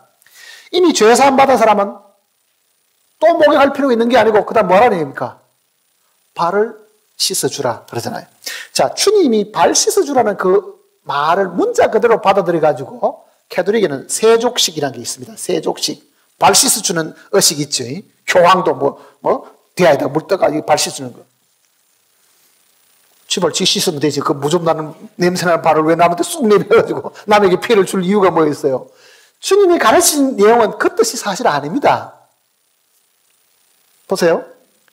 발을 씻어주는 것은 이 땅의 그리스도인들이 살아가는 동안에 지치고 피곤한데 먼 여행을 하는 중에 먼지 묻은 그 발을 어디 시원한 냇가에 발을 담그면 어때요? 온 피로가 다 풀리는 것 같죠? 실제 그리스도인들이 신앙생활을 하는 동안에도 피곤하고 지치는 것은 육신을 가지기 때문에 어쩔 수 없어요. 우리의 영혼이 죄산 받고 깨끗함을 씻음을 받았다 하더라도 우리의 발은 여전히 피곤한 거예요. 그런데 내 마음을 누구에게 다 털어놨더니, 내 슬픔을 털어놨더니, 이별의 이 고통을 털어놨더니, 사별해가지고 죽은 이 마음의 아픔을 털어놨더니 이야기 다 하고 나면 어떻게 이야기합니까? 마음이 후련하다 그러지요. 그 문제에 대한 대답은 안 주어져도요, 이야기하는 그것만 갖고도 후련하지요. 문제는 이야기 들어줄 사람이 없는 거예요. 정말 내가 가지고 있는 이 고민과 괴로움을 정말 이야기를 하면은 저 사람이 그 이야기를 남에게 이야기하지 않고 자기가 새겨 듣고 정말 나에게 이야기를 잘 들어주는 사람이 옆에 누가 그럴 것 같아요? 옆에 사람 중에 그런 사람이 있습니까? 정말 그런 사람이 있으면 그 복이 있는 거예요. 그런데 문제는 구원받은 사람도 내 이야기를 이렇게 해놓으면 저 사람이 또 소문을 내가 또 더 어렵게 만들 거다. 모두가 다 마음을 이렇게 꽉 닫고 앉아있지. 이거를 진심으로 터놓고 이야기할 만한 대상이 없는 거예요.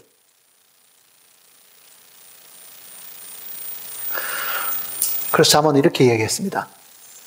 넘어지고 이렇게 세울 자가 없는 자에게 화가 있다 그러잖아요. 내가 괴로움이 있고 답답함이 있고 고통이 있는데 내가 곧 쓰러질 지경인데 나를 이렇게 세울 사람이 내 주변에 없으면 그 사람에게 화가 있다 그러잖아요. 그러니 우리는 진짜 그리스도인들 교제 속에서 나를 이렇게 세워주고 정말 내 발을 시원케 함으로 내 마음을 편안케 해주는 그 대상자가 있어야 되는 거예요. 그게.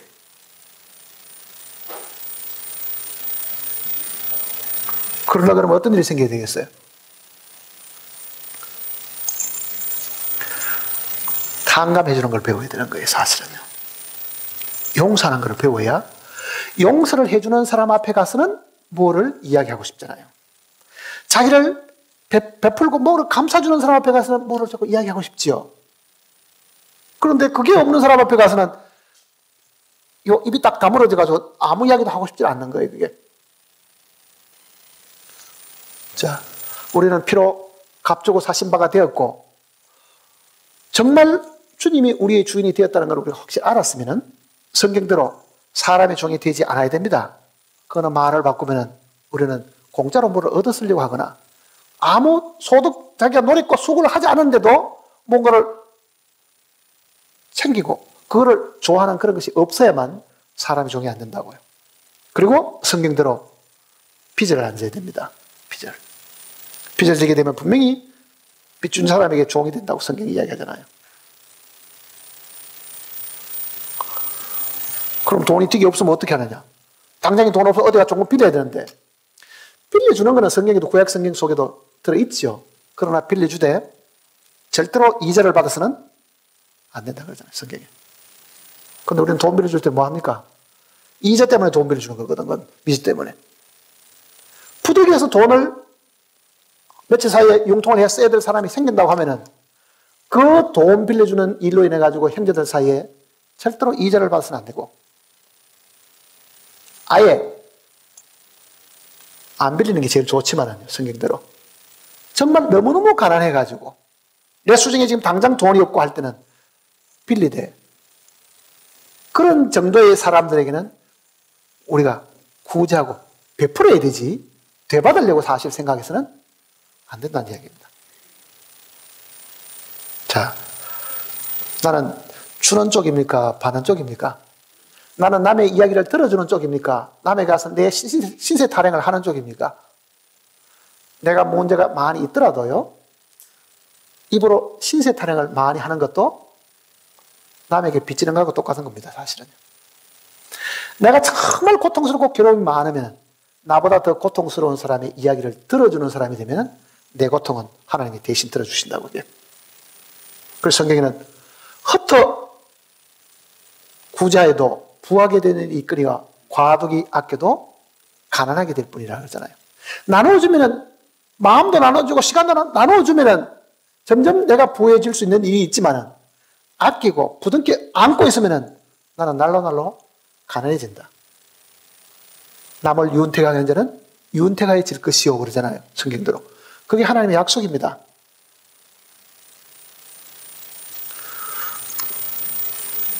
사도행전 20장은 사도 바울이 이런 이야기를 했어요. 주 예수께서 친히 말씀하신 바 주는 것이 받는 것보다 복이 있다 하심을 기억하여야 할지니.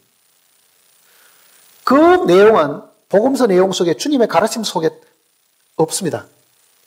그거는 아마 바울이 주님께로 직접 배운 것 같아요. 그 성경 구절은 기록되어 있지 않잖아요. 주는 것이 받는 것보다 복이 있다 심을 기억해라.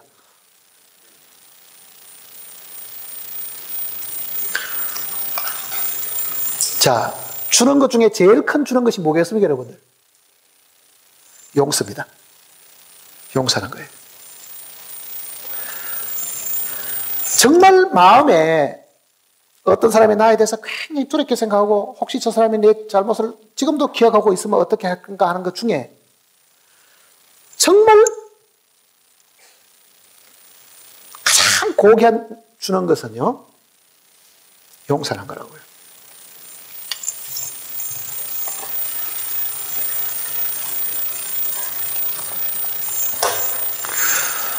예수님이 말씀하신 내용 속에 내가 너희를 사랑한 것 같이 너희도 서로 사랑하라. 서로 사랑하라 그러잖아요. 서로 사랑하라. 내가 너희를 사랑한 것 같이. 구약은 내 이웃을 내 몸과 같이 사랑하라 그랬고요. 주님은 내 몸과 사랑하라 그런 것이 아니고 뭐라 그랬습니까? 내가 너희를 사랑한 것 같이 너희도 서로 사랑하라. 사랑의 기준이 다릅니다. 구약하고 신약의 개념이 다르잖아요.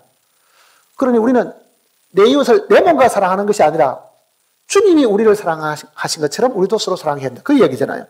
자, 주님이 우리를 사랑하신 것은 이 사랑이라는 이 말을 다른 단어로 바꾸어도 이 뜻이 바뀌지 않는 단어 하나 있습니다.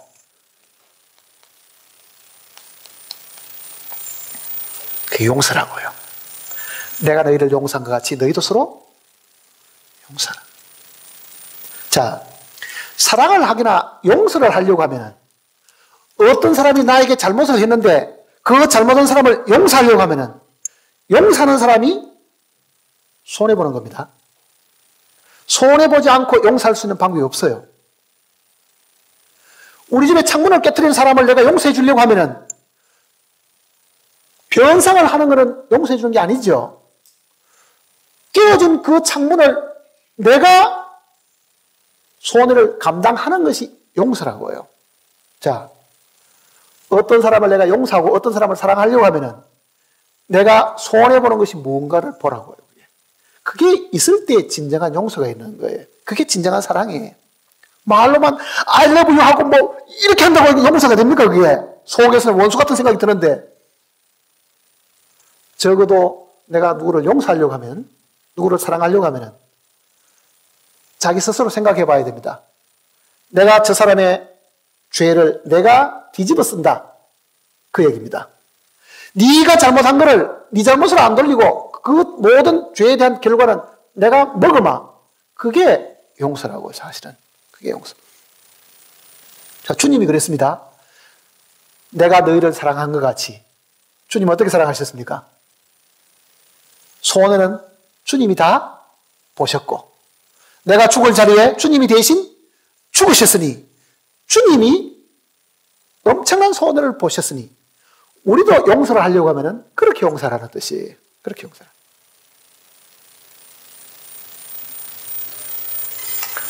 말로 용서하는 것은 아무 의미가 없죠, 사실은.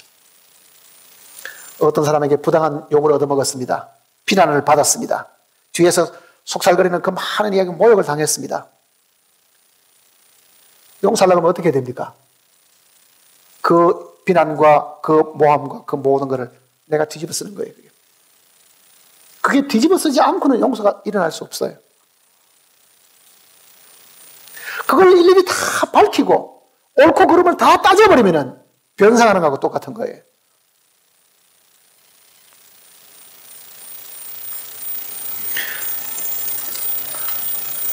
자, 우리는 이 주기도의 내용 속에 이해할 수 없는, 우리가 지금 육신적으로 이해하기 어려운 구절이 한 구절이 있습니다. 우리가 우리의 죄를 사하여 준 것 같이 우리 죄를 사하여 주옵시고, 이렇게 되어 있잖아요. 만일 그 구절을 이렇게 쓰면 우리가 더 이해하기 쉽습니다. 하나님이 우리 죄를 사하여 주신 것이 우리도 우리의 죄를 사하여 주겠습니다. 그렇게 하도록 해 주십시오. 이렇게 되어야 될 건데 우리가 우리 죄를 사하여 준 것 같이, 아니 우리가 우리 죄를 언제 사하여 줬습니까? 그 이야기는 굉장히 중요한 뜻이 있습니다. 구원받은 그리스도인들이 이 땅에서 그리스도인들 사이에 생기는 그 많은 문제를 자기가 용서하고 자기가 그 책임을 져버리고 자기가 그 손해를 입는 그 일이 있으면 장차 하나님 앞에 가서도 하나님이 구원받고 난 이후에 모든 잘못을 하나님이 더 책임을 지신다. 그 얘기입니다. 그러니까 이 땅의 그리스도인들의 그 용서가 서로 용서해 주는 것이 장차 심판대에 갔을 때에 주님의 긍휼을 우리가 얻을 수 있는 길이라고요. 긍휼을 얻을 수 있는 길입니다. 마태복음 18장을 보시면요.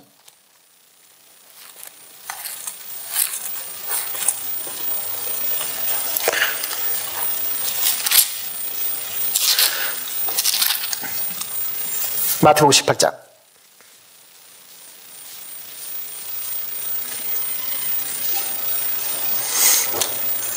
21절입니다.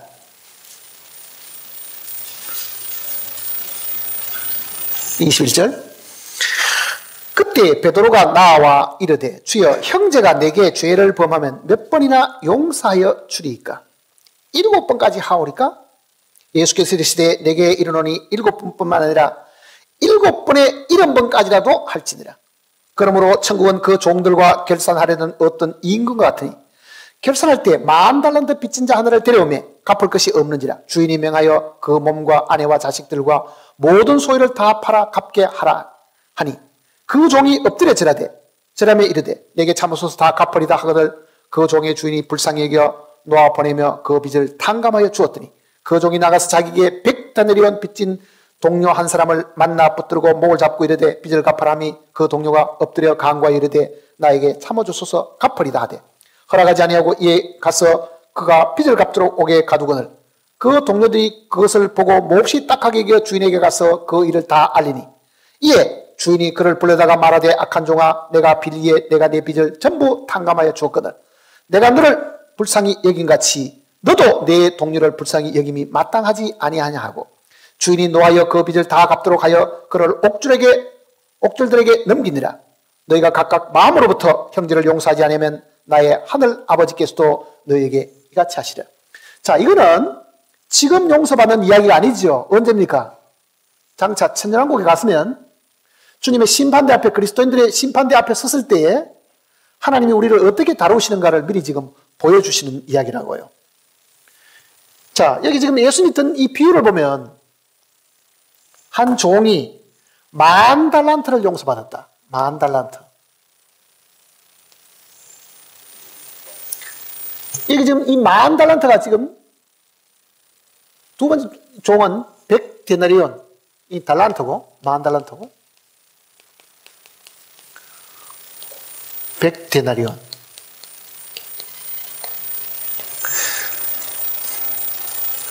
성경 사전을 찾아보면요. 달란트가 데나리온하고 이 돈 가치가 얼마인가를 비교해 놓은 것이 있습니다.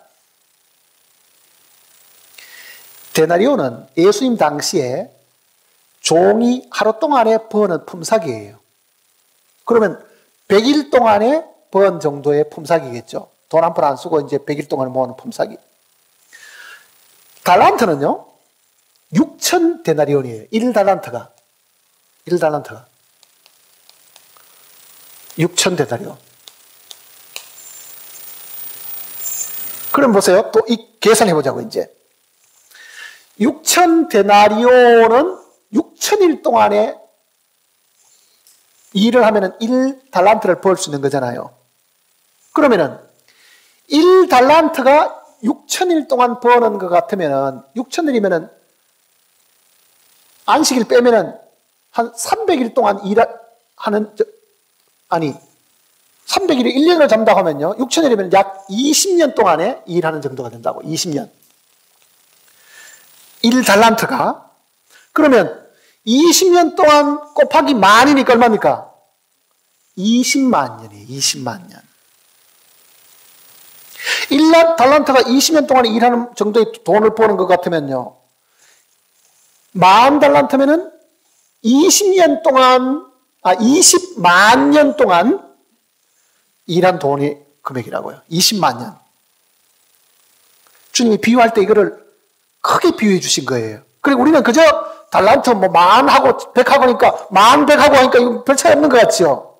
이게 실제 돈으로 계산하면 이거는 20만 년 동안 버는 돈이고 이거는 100일 동안에 버는 돈이라고. 돈의 가치로 따지면. 그러면 20만 년이 세상에 20만 년 살 수도 없는데 지금 그렇게 어마어마한 돈을 탕감받은 이 종이 자기한테 100데나리온 빚진 이 종을 잡아다가 옥에 가다는 그 얘기를 주인이 듣고 잡아다가 이놈을 옥에다 집어넣어라. 지난 20만 년 동안에 벌어들 그 어마어마한 돈을 내가 탕감해 줬더니 그걸 탕감받았으면 지한테 빚진 거는 그렇게 얼마 되지 않은 돈은 그형 줘도 줘야 될 판인데 이거를 지가 잡아다가 어떻게 하더니 이놈을 저 옥에다가 집어넣어보라. 이렇게 이야기했죠. 자, 이 사건이 그러면 언제 생기느냐? 천연왕국 때 이런 일이 생기면 천연왕국 때. 이거는 구원받은 그리스도인을 두고 하는 이야기라고요. 구원받은 그리스도인이라도 이 땅에 있는 동안에 정말 내가 태어나서 지금까지 지었던 모든 죄, 큰 죄든 작은 죄든 기억나는 죄든 기억나지 않는 죄든 어릴 때 지었던 어른 때 지었던 알고 지었던 죄 모르고 지었던 죄 할 것 없이 정말 어마어마한 죄를 주님께로부터 단 한순간에 믿음으로 용서를 받았는데 오늘 우리 마음속에는 누가 나를 뒤에서 욕을 한다.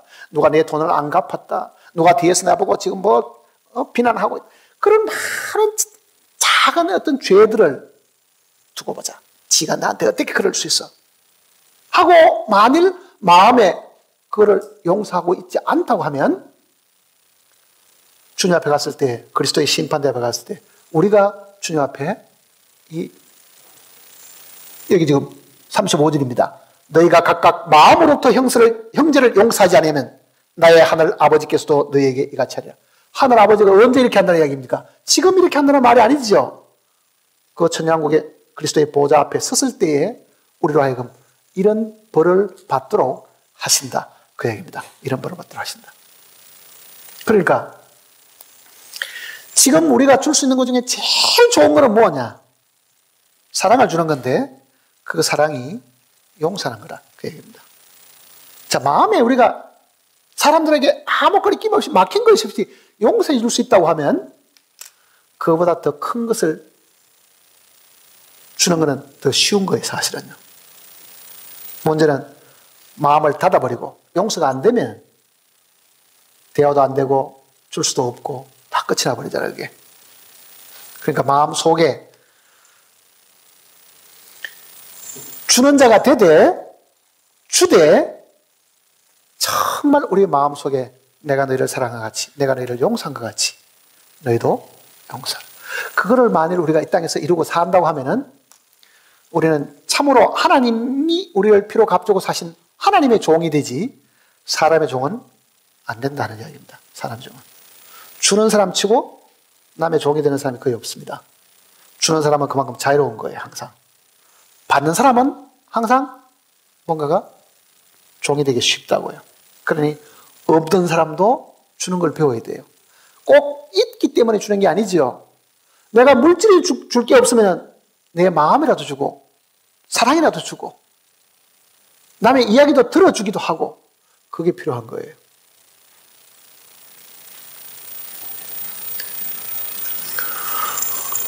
그리스도인들이 그렇게 자기 마음을 넓혀 나가야 됩니다. 자기 마음을. 너무 이렇게 자기 마음을 이렇게 작게 만들지 말고 한 사람씩 두 사람이 자꾸 마음을 넓혀 나가면 주님이 내 안에서 역사하시는 공간도 훨씬 더 넓어지게 됩니다.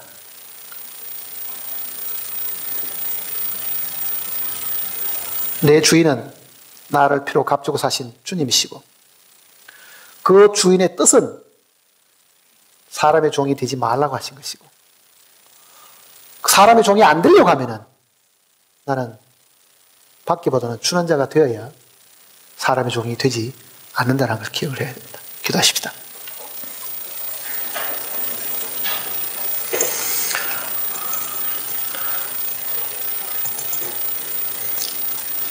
아버지 하나님, 정말 우리를 피로 값주고 사셨습니다.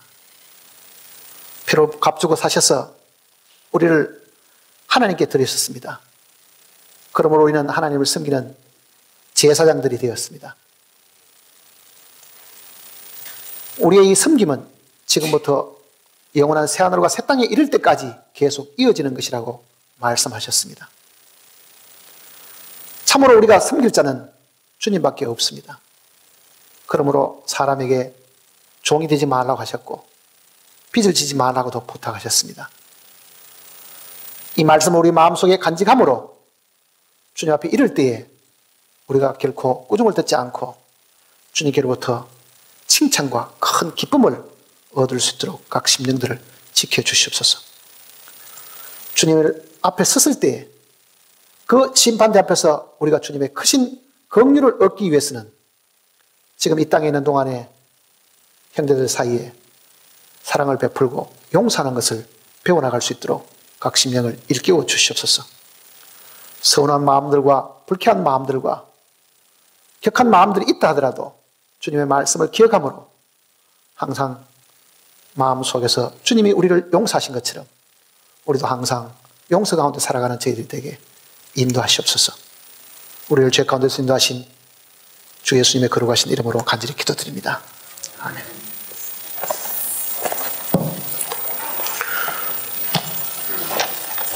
(40장입니다)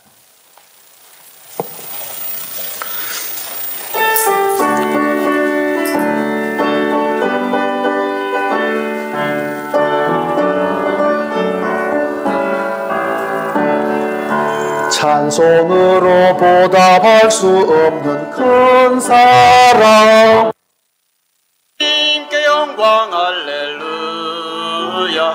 형제 자매 모두 함께 모여 찬송해. 주님께 영광 할렐루야. 하나님의 자녀여 크게 찬송 부르며 밝고 거룩한 길로 기쁨으로 나아가 주의 보좌 앞으로 속히 들어가겠네. 주님께 영광 할렐루야. 우리 받은 주님 은혜 한량 없도다. 주님께 영광 할렐루야. 기쁜 찬송 부르면서 천국 가겠네. 주님께 영광 할렐루야. 하나님의 자녀여 크게 찬송 부르며 밝고 거룩한 길로 기쁨으로 나아가 주의 보좌 앞으로 속히 들어가겠네. 주님께 영광 할렐루야.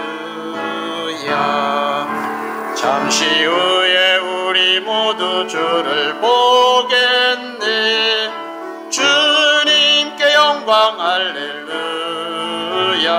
영광스러운 보좌 위에 거룩하신 주. 주님께 영광 할렐루야. 하나님의 자녀여 크게 찬송 부르며 밝고 거룩한 길로 기쁨으로 나아가 주의 보좌 앞으로 속히 들어가겠네. 주님께 영광 할렐루야. 만국 백성 천국에서 소리 높여서 주님께 영광 할렐루야. 영원토록 주의 공로 찬양하겠네. 주님께 영광 할렐루야. 하나님의 자녀여 크게 찬송 부르며 밝고 거룩한 길로 기쁨으로 나아가 주의 보좌 앞으로 속히 들어가겠네. 주님께 영광 할렐루야. 오늘 오후 2시에는 전체 모여서 질문을 받는 시간을 가지도록 하겠습니다.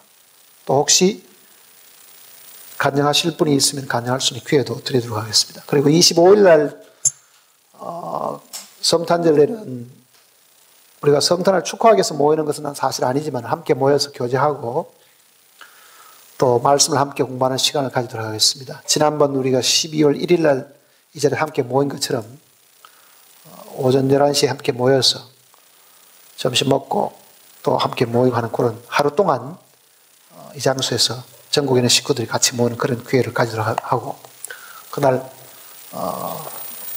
만찬도 같이 하도록 하겠습니다. 떡을 떼고 잔을 나누는 시간도 그날 가지도록 하겠습니다. 광고 듣겠습니다. 차량 현황이 지금 게시판에 게시되어 있습니다. 확인하시고 누락되신 분들 잊지 마시고 등록해 주시고 수정을 요하시는 분은 그 연필로 그 게시지에다가 표시해 주시면 저희들이 수정을 하겠습니다. 그리고 아직까지도 차량 스티커, 출입 스티커를 받지 못하신 분 사무국에서 받으시기 바랍니다. 목사님께서 방금 말씀하신 대로 12월 25일 11시에 모임이 있습니다. 대성 만찬도 있습니다. 그리고 각 지역에서도 모두 오십니다.